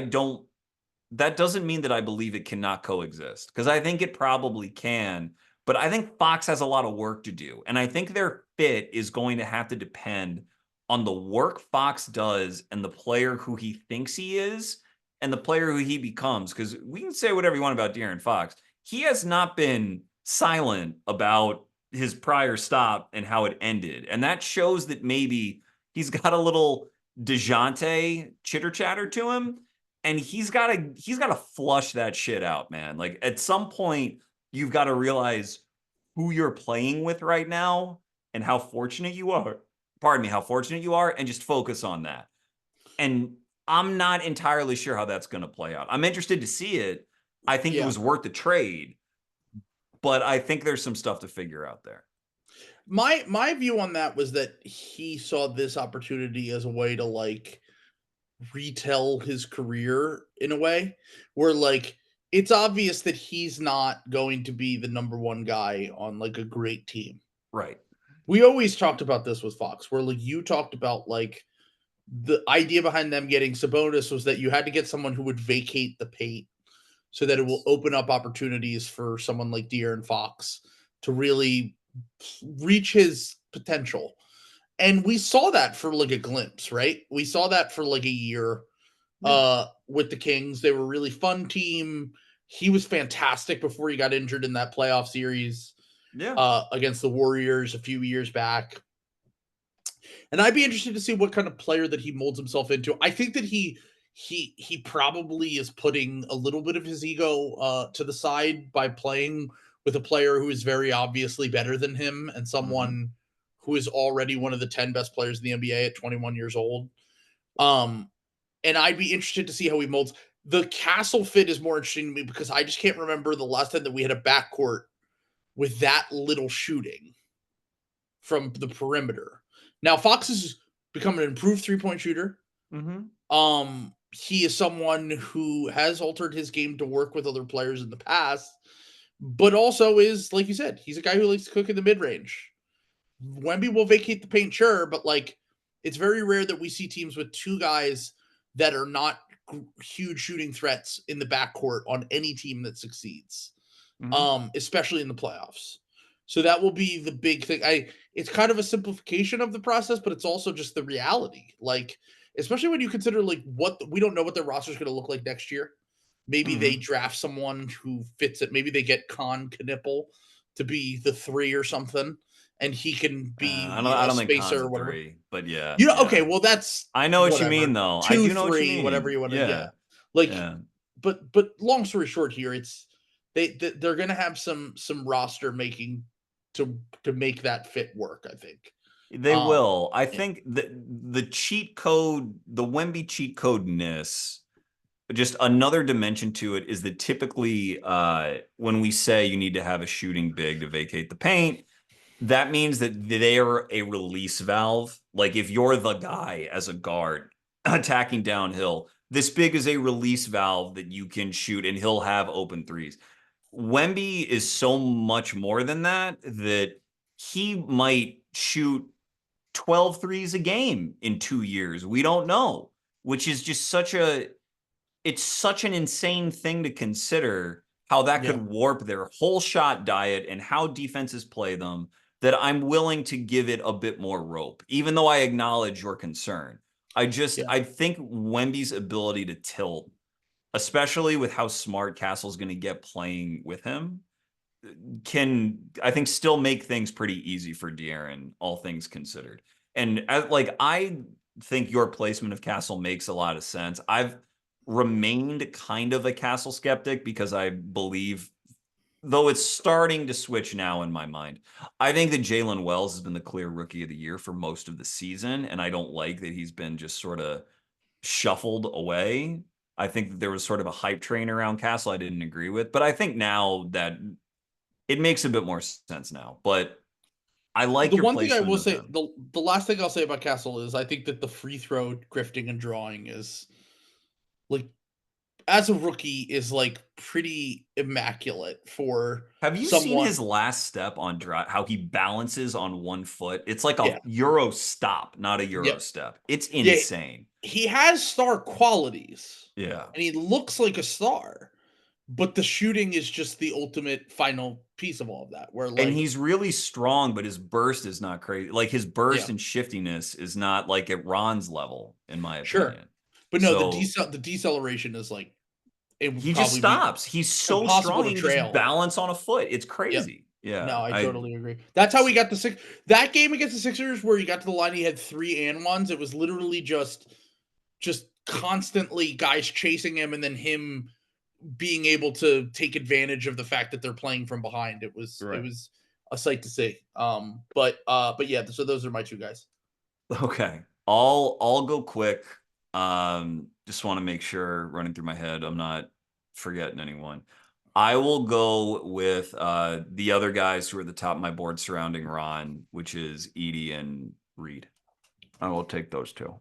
And uh, if no one knows why I thought Zach Edey was the #1 player in the class, I mean, you also really like Zach. You had him Love high, Zach. but he, to me, was the best bet to be a dominant offensive player who everyone wanted to nitpick his defense. He also happened to be 7'4" and have a 7'9" wingspan. So I thought defensively there was certainly going to be a place for him. And it is clear that if Edey were playing on a team that did not have the aspirations that the Wizards have and not playing with a spacing five like Jaren Jackson who can close and send him to the bench, not playing with Santi Aldama who can play at the 5 and send him to the bench, or Brandon Clark. If he were in a more open environment, you'd see a lot of those double doubles that he is known for. And so I think that it's clear that Memphis really, really likes him. You can see what kind of an attitude he has about him. You can tell that Draymond either hates him or is deeply in love with him, given the amount of attention that Draymond is dedicating to him. Like when you have that extra bit of competitiveness that he's got, but you're also oversized and physically dominant, I am going to bet on that very high. And I considered taking him in my first couplet, but I thought the G League theme was a nice one to go with. So I I really, really like him. I'm excited to see how he is treated in the playoffs, how much rope he gets. But that's another thing to remember is he is contributing to a good team. He like a very good team that kind of needs him sometimes as a Well, rebounder and as a matchup punisher. and Brandon Clark's out for the year now. Right. So Brandon Clark's out for the year. There's a lot on Edey's plate that because the Clark lineups were something that they could always fall back on. And I don't think Jay Huff's going to be someone who plays a lot of minutes for them in the playoffs. Obviously, they'll always try to go small with Jaren at the 5 and go for those lineups as well. Like they have flexibility and different opportunities that they can go away from Edey with. But they But don't have supplementary rebounding to cover for Jaren. That's the problem. They don't have guards and wings who gobble up boards. They don't have a Josh Hart. And yep, so they like Edey needs to play in part for that purpose. So they don't bleed that stuff out. And yeah, he will, I think that he'll probably get a decent amount of run in these playoffs. Edey's probably the one I wish went to a team that had a little bit less stakes more than anyone else in this draft. Maybe. I would have Yeah. loved to just see him get a chance to get one of these like wizard style opportunities. Would you rather he and Klingan switch places and he go 7 and Klingan go 9? That'd be interesting.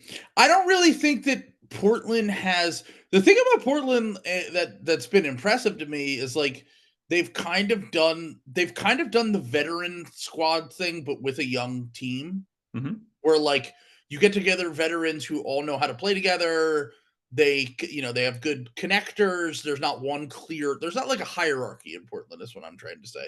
Yeah. So I think Edey would fit in really nicely there because it's not clear on any given night. Someone could be the leading scorer. Someone can lead the team in shot attempts. Someone can.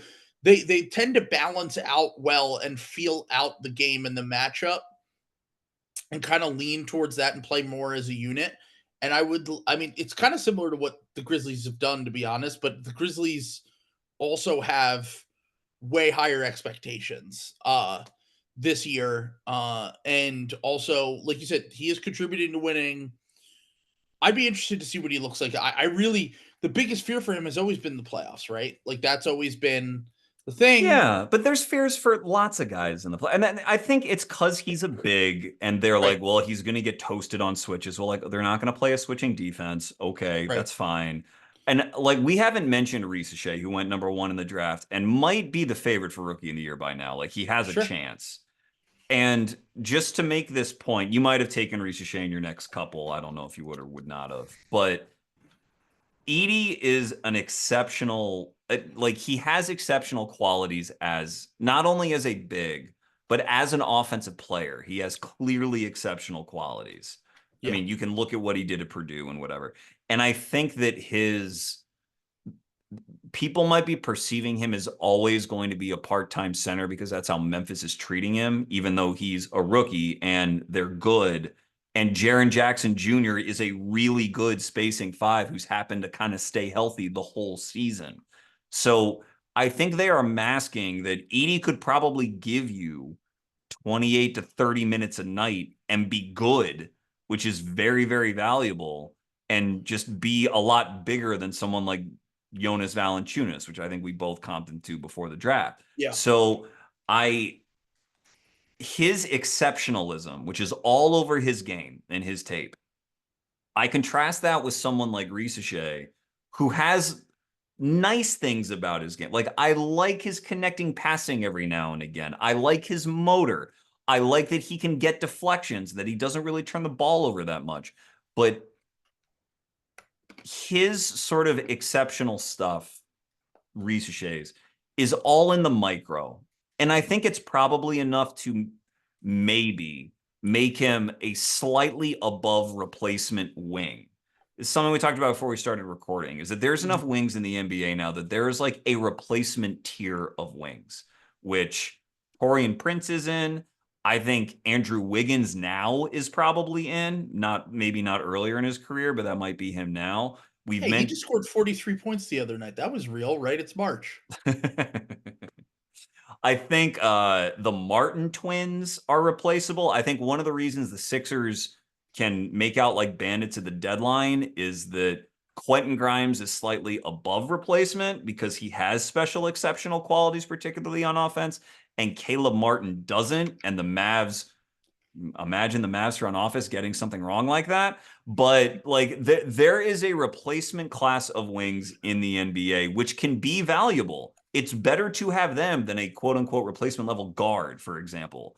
But you have to identify the difference between one that is really going to be able to assume more offensive usage and become exceptional, or if they're just like OG Anunoby and they're just such a physical outlier that they're insane. And I don't think Risacher is the latter, which means you have to kind of look for exceptional offensive stuff. And so while guys who are maybe slightly above replacement level might be someone like Rui. I think Rui is a slightly above replacement level wing. I think DeAndre Hunter, maybe slightly above replacement level wing with like their ability to be efficient offensive players at moderate volume. And they both have really good length. I think Rui is like 7'2". I think DeAndre Hunter's 7'2". Zaccharie, I think, is like 6'11". And so while I think maybe he can get there through all the little things that he does, if he doesn't have exceptionalism to him, I would rather take the exceptional talent, in my opinion, in Edey and in Reed, who, like, we talked about Reed a lot with McCain, so I won't rehash that. There isn't a whole lot about, again, the Rockets being really good and Reed not getting minutes because they're good, and Ime prioritizes defense anyway. I still think Reed has a very, very bright future ahead of him. And so that's where I'm ranking these two, just for expediency's sake. But that's my rationale. So my question for you is, every time I watch, so I think about with Risacher, because I'll just for this sake, I'll take Risacher. Sure. I was going to take him soon anyway. Like I agree with you that I'm not the highest on Risacher. It's very funny that I ended up taking Sarr, Castle, and Risacher in this redraft exercise because they're not guys that I've been the highest on relative to consensus. Like, Yeah. I would say consensus thinks that these are 3 of the 4 best players in this draft, right? Absolutely. I don't feel that way. Yeah. But I do, once again, see the vision a little bit. And I've seen it kind of since day one with Risacher, where big, long wing, like you said, the connective passing, the occasional stretches where he really is a knockdown shooter. And that it triggers real quick because he doesn't plan on doing much else off the dribble. Yeah, he gets it up for sure. So that was my question for you, because like right now he's still 19, right? Yes. I think about someone like Mikal Bridges for him as like a complete ceiling, like upward trajectory. Now, maybe not quite the touch guy that Bridges is, because Bridges is like, first off, he's a better athlete than Risacher, and his touch is pretty magnificent. Like his mid-range stuff, it didn't always translate to 3-point shots, which is weird for a player in his archetype, but like he's a good corner shooter, excellent mid-range shooter, even if he needs a little bit of time to create his own stuff. And was that way at Villanova too? Exactly. I mean, that was always there, always in the cake.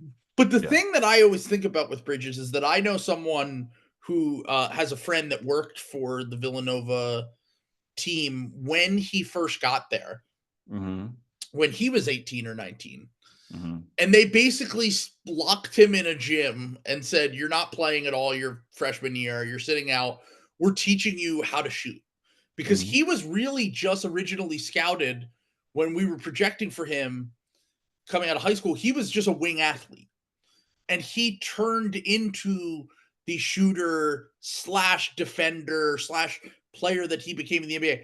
That's why I think, like, for a long-term outcome for him, that he could maybe be a Mikal Bridges who isn't quite the athlete touch guy, but makes up for it with some of the feel that Mikal doesn't inherently have, in a way that I do see a little bit with Risacher in terms of like the connective passing. I think that as he continues to grow on the ball, could he potentially get to a point where that kind of passing can grow as well? I kind of look at him like, can he be, like you said, an above replacement level wing? You probably put Bridges in a tier above that, right? Correct. Yes. Like a slight tier above that replacement level, a clear starter level wing that flirts with He could be McHale's a third starter to me, which is like that is value for real. No question. Yes. That's what I'm saying. Is like, there's a world I think that we could live in where Risacher could reach those level outcomes. I think it's more likely what you said, which before the draft was my whole thing. I was like, to me, this guy is a second wing. Like he's a starter, but if he is a starter, he's probably your fourth or fifth best player, and you're hoping that you already have your star wing in place, and he's the second guy doing ancillary stuff around that. Now, like you would never say you like his future better than Jaylen Johnson's his teammate. Absolutely not. No, right. I love Jaylen Johnson though. I mean, yeah, right. But still, yeah. But once again, good spot for him to be. Good team for him to be drafted to. Offensive engine and Trae Young. It's a clear first wing that is like potential all-star. And he doesn't need to be he doesn't need to compensate all the way defensively because they have Dyson, exactly, who he plays with too. So he's in kind of an ideal fit for himself. He still is continuing to develop as a player, and he's still like, from where he was at when I first started watching him, I do feel like he's made a ton of progress in this last year and a half.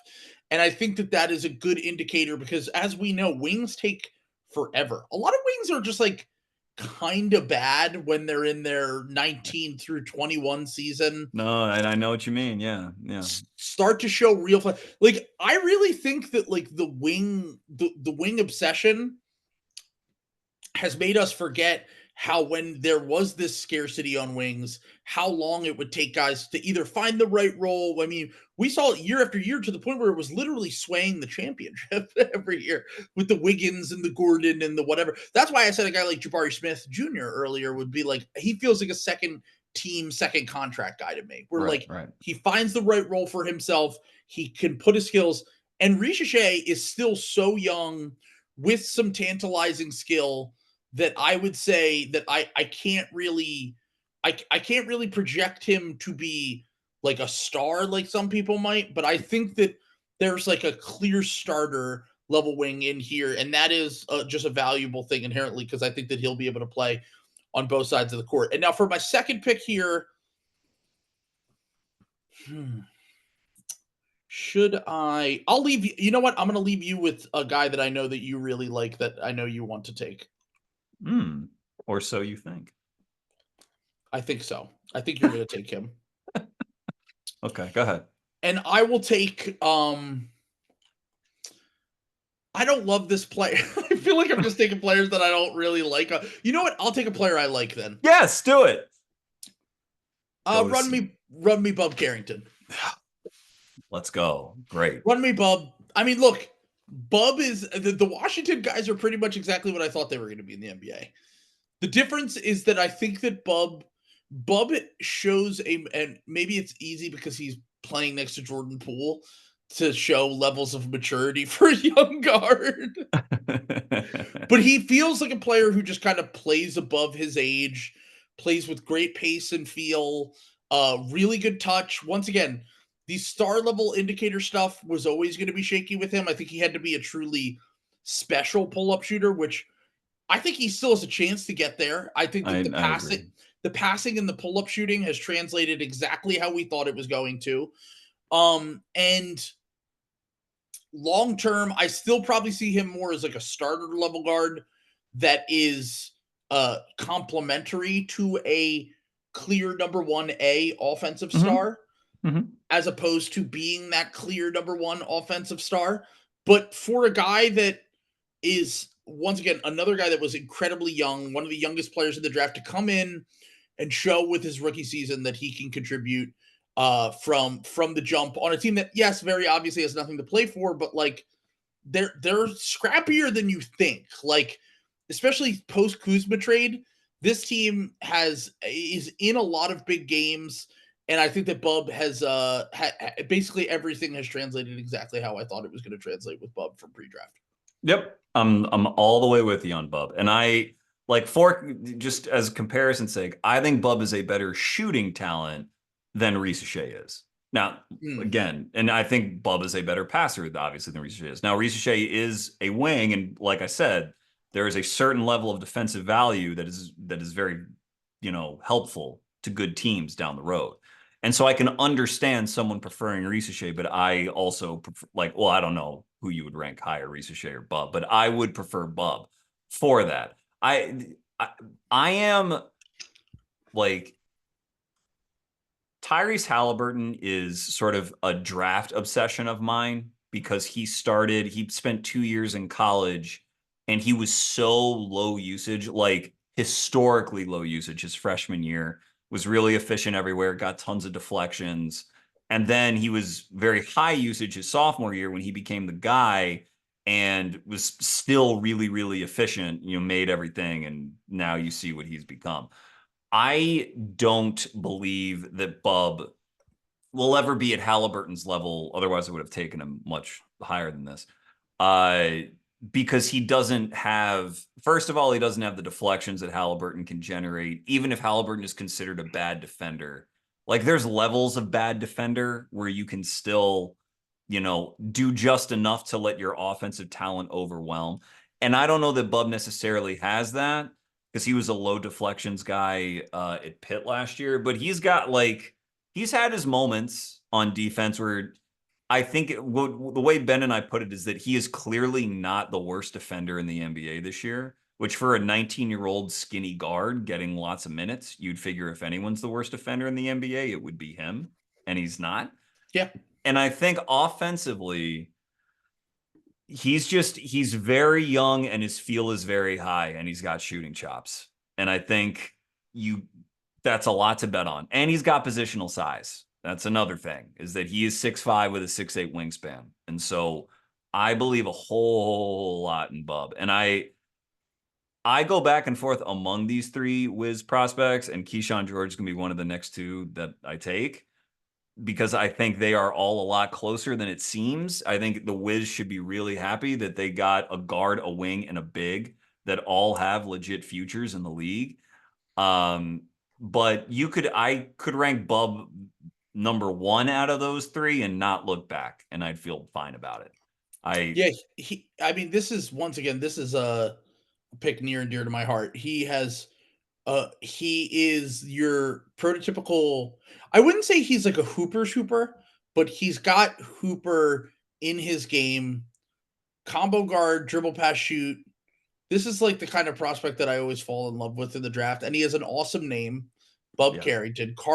And Carlton is right. That's his Carlton Carrington with the Bub nickname. And yeah, there are players on here that I probably could have taken that I like a little bit better long term. Like who? I mean, if we want to do a straight 1-to-1 comparison, Rob Dillingham is probably going to be a better NBA player. You think so? I could see it. I mean, I could see it. I would still prefer Bub, but I had Bub 10 and Rob 11 pre-draft. It's pretty close for me, I would say too. But yeah, I mean, Rob is at least for 2 straight seasons has exemplified the things that make him in a similar mold to Bub, but maybe has because he's had more on-ball opportunities, has been able to showcase it more. True. I mean, Rob is electric. I mean, when his stuff works, it looks incredible. And I said before the draft, if Rob were 2 inches taller, he probably would have been my number one prospect. Because I think in terms of just basketball skill, like coming out of your fingers, I thought he had the most in the draft. So he's electrifying, but it's still a game with a 10-foot hoop. And it still does favor people who have positional size. And so very, very true. That's why I'd still favor Bub. And I don't know, do you want to hit more on Bub before I pick my next two or what? No, you can go. All right. I will. It hurts me to not take Devin Carter in this coupling. Yeah. I'm going to take Kyshawn George, like I mentioned, because I think he's probably maybe the most underrated rookie in this class in terms of how I think he's being discussed this year. As for the other spot, I'm between Jaylen Wells and Clingan. Those are the two. What? Go double wing. That's what I was that is what I was thinking about doing. Because I was going to take double Klingan wing. next anyway. So there you go. There we are. So I think Klingan's really good, by the way, but you'll have the runway for him. And with these wings, we like to talk about wings. In comparing him to, say, Risacher, Kyshawn George, I think the level of shooting talent is comparable, and Kyshawn might end up being a better shooter. I think that is very possible. Kyshawn also is, bigger and just clearly just kind of bigger. I mean, Risacher is really skinny. But Kyshawn on defense is, again, that is one of the sort of jumps, kind of like how you were talking about Ron's passing.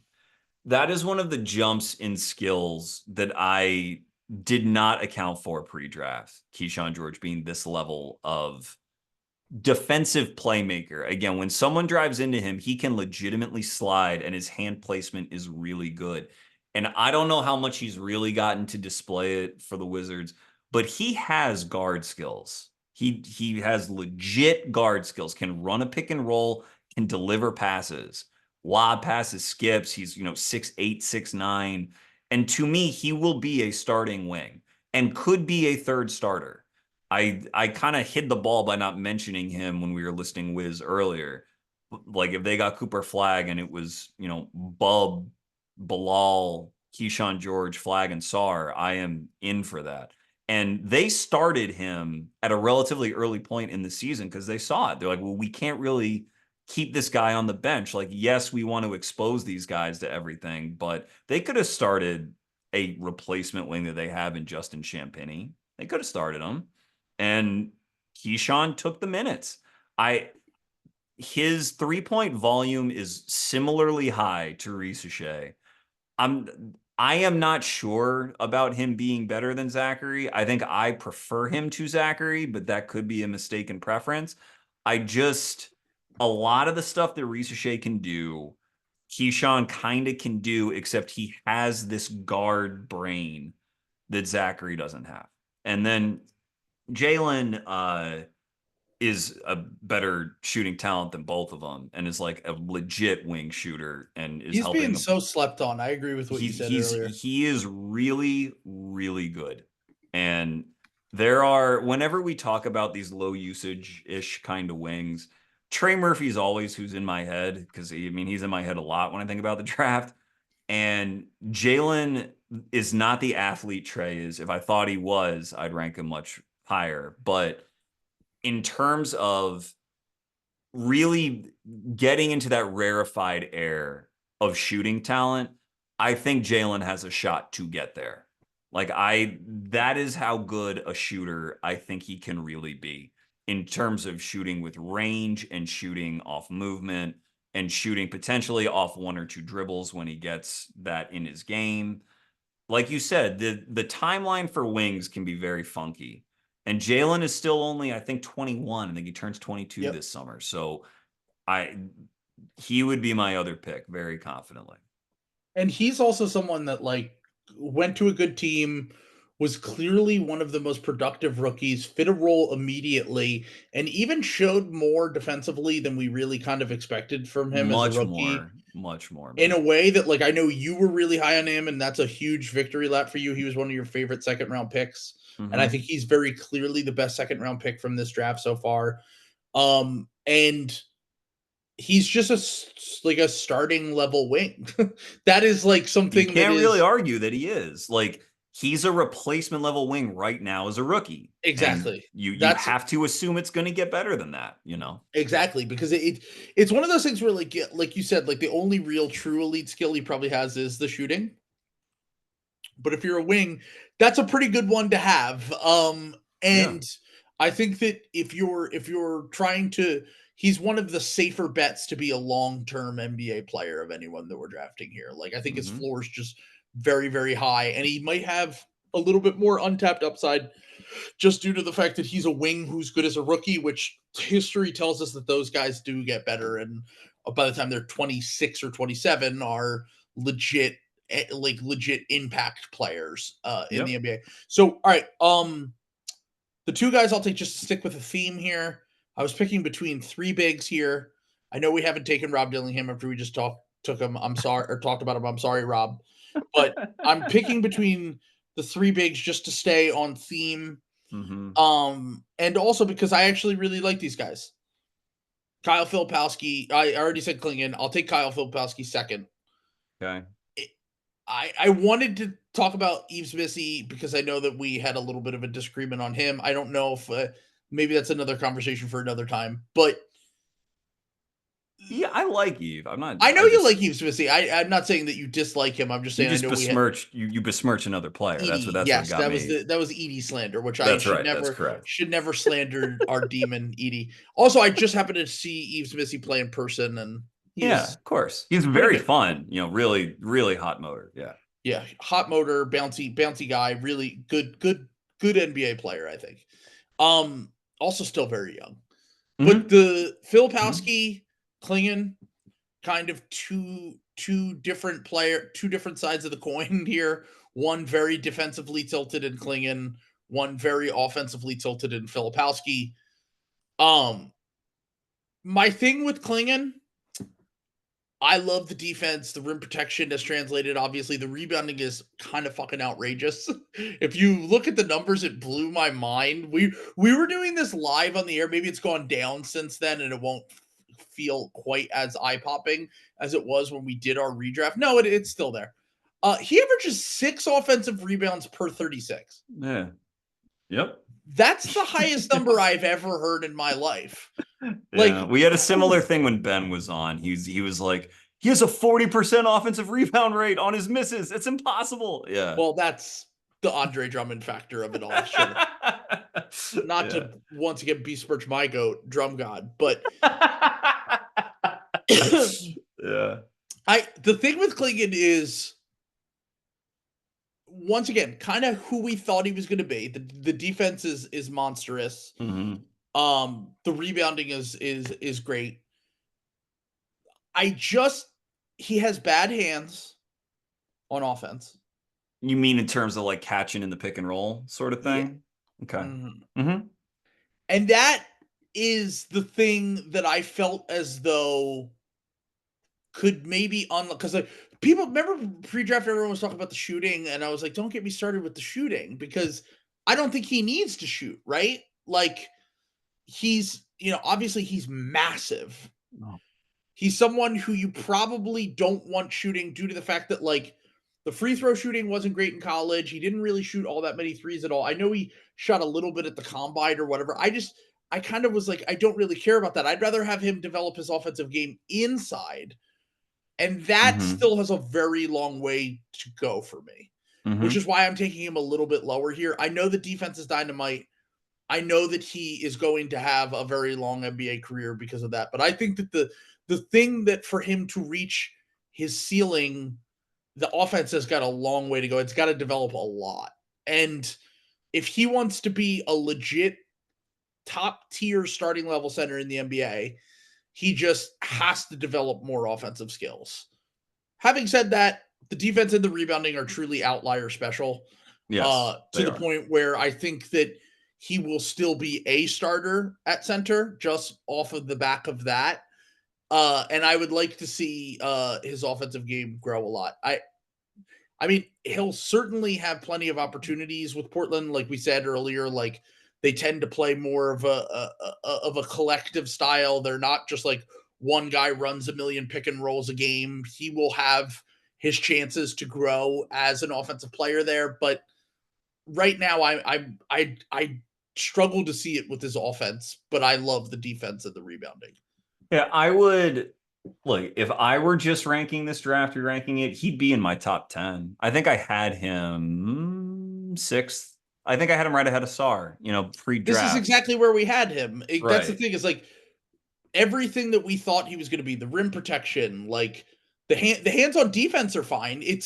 It is kind of weird, and he's a different player, and I'm not just saying this because they both went to UConn, because obviously Andre Drummond was a lot more of like give him the ball, let him cook style guy. But there's a lot of similarities there with the rebounding. Obviously, I think Clingan's a much better defender than Drummond and a much better passer, I think. As well. Sure, much. I kind I'm not of talking about Drummond now. Like I'm okay, talking fair, Drummond fair. when he was coming As a out. prospect, sure, Yeah, sure, yeah, fair. yeah. But either way, um, there are some similarities there, and that does scare me a little bit. But the tools that he has are he's too big, literally too big to fail.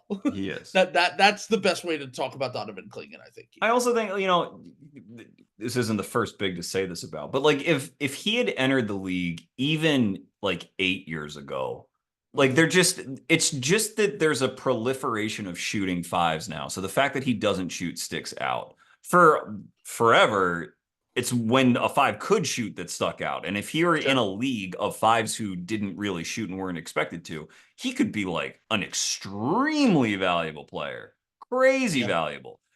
I still want to see his conditioning get to a point where I feel like he can handle 30 minutes a night. Because we mentioned the Blazers earlier about being like good, bad, or like improved and all that stuff. Like a lot of that has to do with the fact that he's playing an 8 and is not. It has to do with Denny Avdia too, having a crazy run of his own. But like Klingan has helped a team get better at basketball, an NBA team get better at basketball this year. And if you're looking for exceptional skills and traits, he has got them. So he does have an argument to go a lot higher than this, frankly. And I don't think that him and Sarr, like you said with Sarr, it's about you're in vision seeing mode. I don't think, even though it's been a while since we covered Sarr, that it's clear that Sarr is going to be the better player. It's just that you would probably want someone who Sarr approximates on a great team. If you're building a great team, you want someone that Sarr kind of aspires to be, maybe a bit more than Klingan.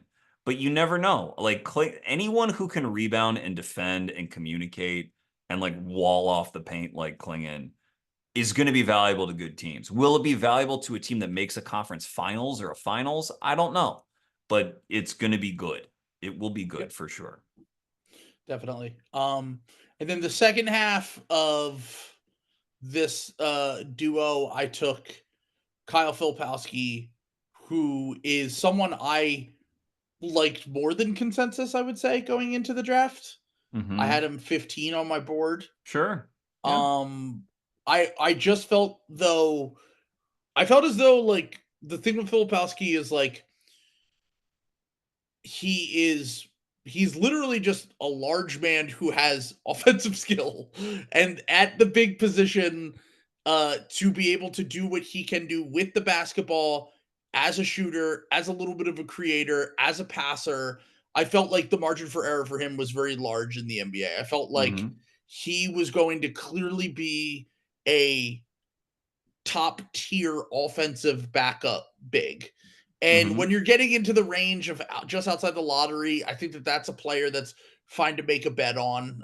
He's someone who grew on me throughout the process just because it's obvious that you can run some offense through him. And a lot of those things on a bad Utah team, to be clear, the team stinks. And they're intentionally giving guys like him opportunities. I think there's an argument to be made he's their best prospect, though. And that is both good and bad. Well, it's interesting because this is 14. We've gotten to 14 players with Flip. Okay. And so I'm not going to like, you just were like, you had 2 more queued up and I was like, great, let's get to them. But Cody would have probably been in my next 2, which is maybe somewhat controversial. I know. No, I know. sorry. He's not an NBA player. There are 2 players in this draft that I just am like, there's no way John Salute and Cody Williams are NBA players. I'm putting money on it right now. I've watched them and I just do not see it at all. Okay. I get it. Look. I could be wrong, but I'm just saying. And there's lots of guys who like are NBA-ish, like Tristan Da Silva will be in the NBA for another few years. So you can say like Cody's not on his level because he's a clear NBA player. Dalton Connect, same thing, like whatever, fine. Yeah. And there's 4 guards, a couple who we agree on, a couple maybe who are a bit more polarizing. Rob Collier, I'm assuming. Collier, Devin Carter, Dilly, we like Topic, who's hurt. I'm willing to hear out Collier. I think that I've seen enough from him that I'm willing to hear it out. Yeah. Still not a Collier guy, but willing to see it out. I think that his flashes, once again, on this Utah team where he's been given opportunity, have been pretty impressive. I'll say that much. I watched the late night games with him. Filipowski, the last thing I just want to say about Filipowski, yeah, shoots 5 threes per 36 and he makes 40% of them.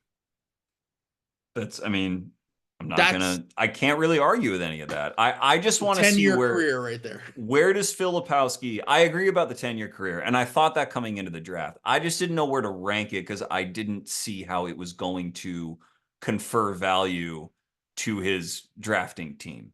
And that's why fair. he fell down my board. That's kind of how I draft people, is like, not necessarily are you in the playoffs over your first contract, but have you done enough to get a second contract from your drafting team that will then pay off? Or are you a quote unquote second draft or a third draft guy? Filipowski might have his moments on like team number 4 when he's 26 years old. It's just like, for draft ranking purposes, that's hard. The Kel'El comps will never stop. They never will. He literally succeeded with this Utah Jazz team. But yeah, I like Filipowski. And I know all those guards are interesting, and I probably would rank them above Cody if I were really ranking them. But since Cody has been bad and has lots of people out, I just wanted to mention him and Pacome, who's gotten some minutes with New York, but also got hurt. And it's Tibbs, and he's not going to play a 19-year-old kid much anyway because he's Tibbs. But what got Cody, besides his brother, what got Cody drafted high is that when he was at Colorado, he could score. Like, his touch around the rim, especially on weird, funky shots, was excellent. His true shooting was in the 60s, which for any one and done is really, really good. Now, he gets, called, Cardio Williams and all this stuff because his ancillary skills are so lacking. And I underrated how little ancillary, like, I focused on the true shooting because I was like, offensive efficiency. I'm not going to say it over again. I can't at this hour of the night. But that's what I was concerned with. And the fact that he had that, I was like, well, that will translate. That will be there for him eventually. And I still think it eventually will. I just think Cody is a project, and I mentioned replaceable wings before. My GOAT, Pat Williams, I unfortunately have to admit, is a replaceable wing. Yeah. And it might be that Cody only ever reaches replaceable wing level. He might just be Taurean Prince in his prime. That is possible. Yeah, but we called him the Tony Snell of Patrick Williams. There you go. And I just think that even if that's all he ever gets to, and that is barring some sort of physical development, right? Where he, like his brother, who was a late bloomer, I mean, his brother was in college until he was 21. So if he gets some sort of physical bump, then I think you see the scoring start to unlock a little bit. But if it's only ever from the field, that's like that. Like I don't know what he's shooting. 32% from the field. 20. Yeah, so that's really bad. I'm just saying, I think there's a world where he is a replacement level wing. I think that can happen. He still has a 7'1" wingspan. I still think his touch is pretty good. You and Sam Vecini both are the ones that are on this. And look, you guys know way more about the draft than me. I'm floored when I watch. Tidjane Saloon might be his own thing entirely because he is his own thing entirely. Because he is just like a marvel to watch where I'm like, this guy went with the 6th pick in the draft. It's amazing. And by the way, I was firmly Pacome Dadier greater than signed Tidjane Saloon pre-draft. I think that guy's got a shot. I think he does too. I think he had some defensive moments in a game a week ago, but that's another guy who's his defense. He's a really smart off-ball player, really smart. And I think there will be, and he's 6'9", another big wing. And I think there's a place. Knicks don't miss at the end of the first round. That's kind of their sweet spot. Yeah. Emmanuel Quickley, Quentin Grimes. We'll see with Dadier. Yeah. So is there anyone else that you just want to mention? I mean, there are guys who we haven't mentioned. That's the beauty of this draft, is it is not short on guys. They've gotten opportunities for sure. We've gotten, honestly, just a quick shout out. Your guy, Justin Edwards, speaking of replaceable wings. Yeah, I mean, that's a that's his future. Is like I Right. think like he's like a Torian Prince style guy, where it's just like he's good enough at enough things, and he's a wing size guy. Yeah. The athleticism isn't quite there. If you want to go true sicko mode and feel optimistic about his future, I did a side by side comparison of him and Risacher stats, and they're almost identical on a per possession basis. But I think that he is more of that replacement level wing that you're talking And, about, which the Sixers got undrafted, which is good. That's a good sign. that's right. Yeah. We could talk about Ryan Dunn, who certainly flashed. Like Jonathan Mogbo gets minutes. My favorite Ryan Dunn fact: he's shooting better from the field than he is from the free throw line. Sure. He's shooting 43% from the free throw line right now. Just a fun thing. But Ryan Dunn, remember how you said the thing with McCain pre-draft where you were like, there's something about him? Yeah. That was Ryan Dunn for me, where I was just like, I have him like 21 on my board, but like, I really like him. The offense is just so bad, I can't get there with him. But he went to a very bad situation too, that has so little interest in developing players that like, they're like, go give us 20 good minutes a night. We want to win the title. And he's like, what? Yeah, And he's their best wing because I call KD a 7-foot guard now. Right. He's not interested in doing wing things ever again. Right. So he's literally their best wing, which is an insane statement to say about a rookie, but it is true. I think that was pretty much it. I will shout out one player that we did not get a chance to mention, but actually two players. AJ Mitchell from OKC. He was on my list. AJ Mitchell is someone who I think is going to be, because that team has so many players, he's going to get lost in the shuffle a little bit, and he hasn't played a ton of minutes.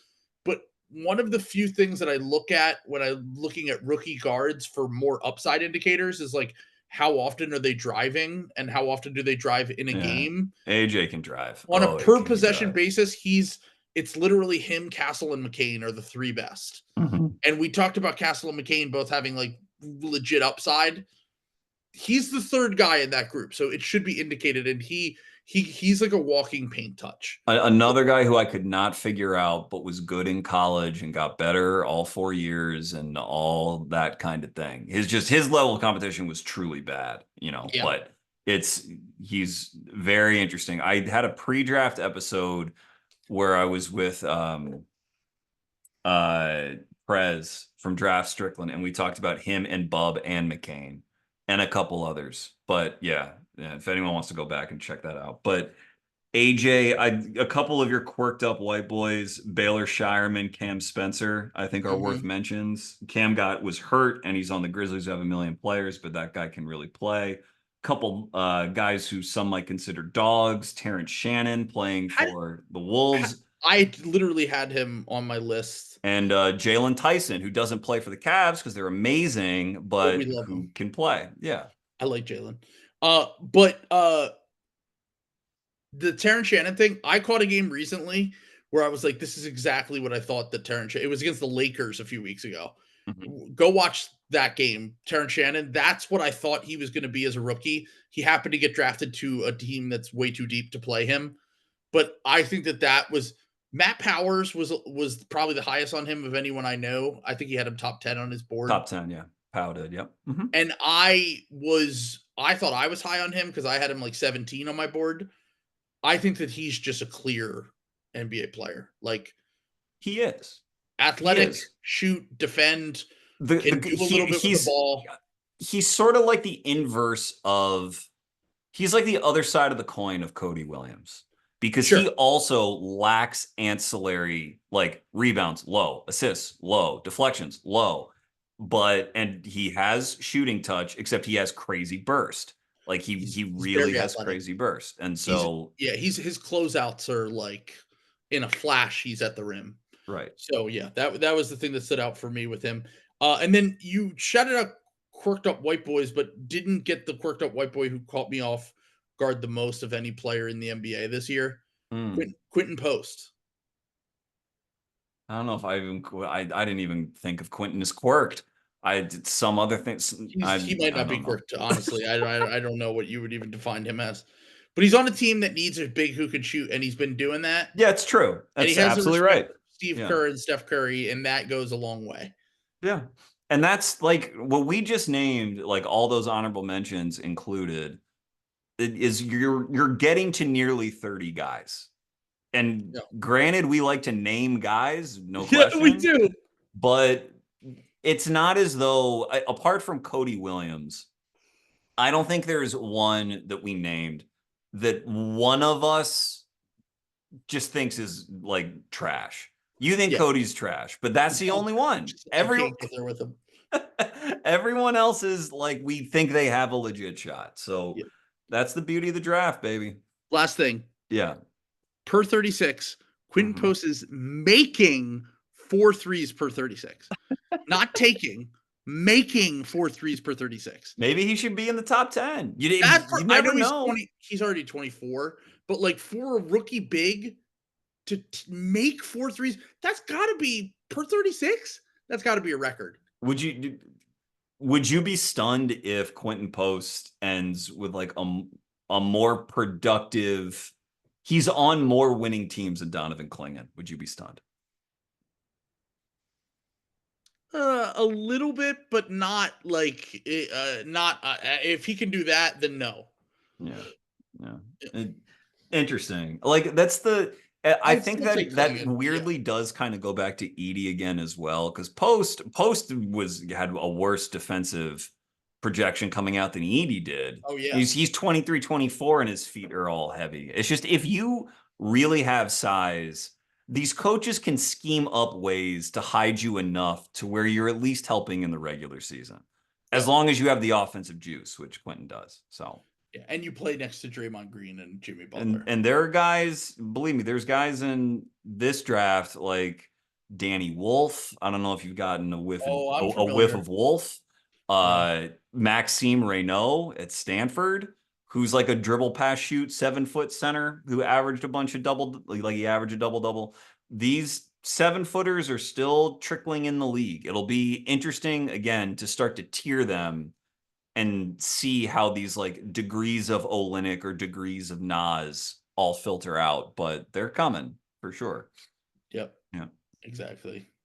All right, man. Thank you so much for your time. You're the best, especially coming off of this trip. I can only imagine how exhausted you are. Thank you for redrafting a class you've already redrafted and done another pod about someone else's redraft. Don't worry, all my picks were different. I literally switched it up. This is what I'm saying. Oh yeah, so real quick, you took. Let's see if we can do this. You took McCain and Ware. I took Ron and Matas. You took Sarr and Castle. I took Edey and Reed. You took, who are your next two after that? Risacher and Bub. Did I take Bub? Yeah. I took Kyshawn and Wells. And then you took Filipowski at 14, and who was right before him? Clingan. Clingan. And then I took Cody and Pacome, and it's sort of like we trickled down after that. So, anyone can judge it for what it is. That's fine. But I hope you all enjoyed this. I hope you all enjoy YouKnowBall. Please subscribe to their Patreon. Get on that Discord with all those freaks. It's a very happy family. Thank you all for listening. This has been Chucking Darts. It's okay to be wrong about sports. Shout out to the Mickey Mouse March Bulls. Find your dartboard. Shout out to Cooper Flagg, who has like 29, 6, 6, 1, and 3 in the Sweet 16. Unbelievable. Start chucking. Goodbye.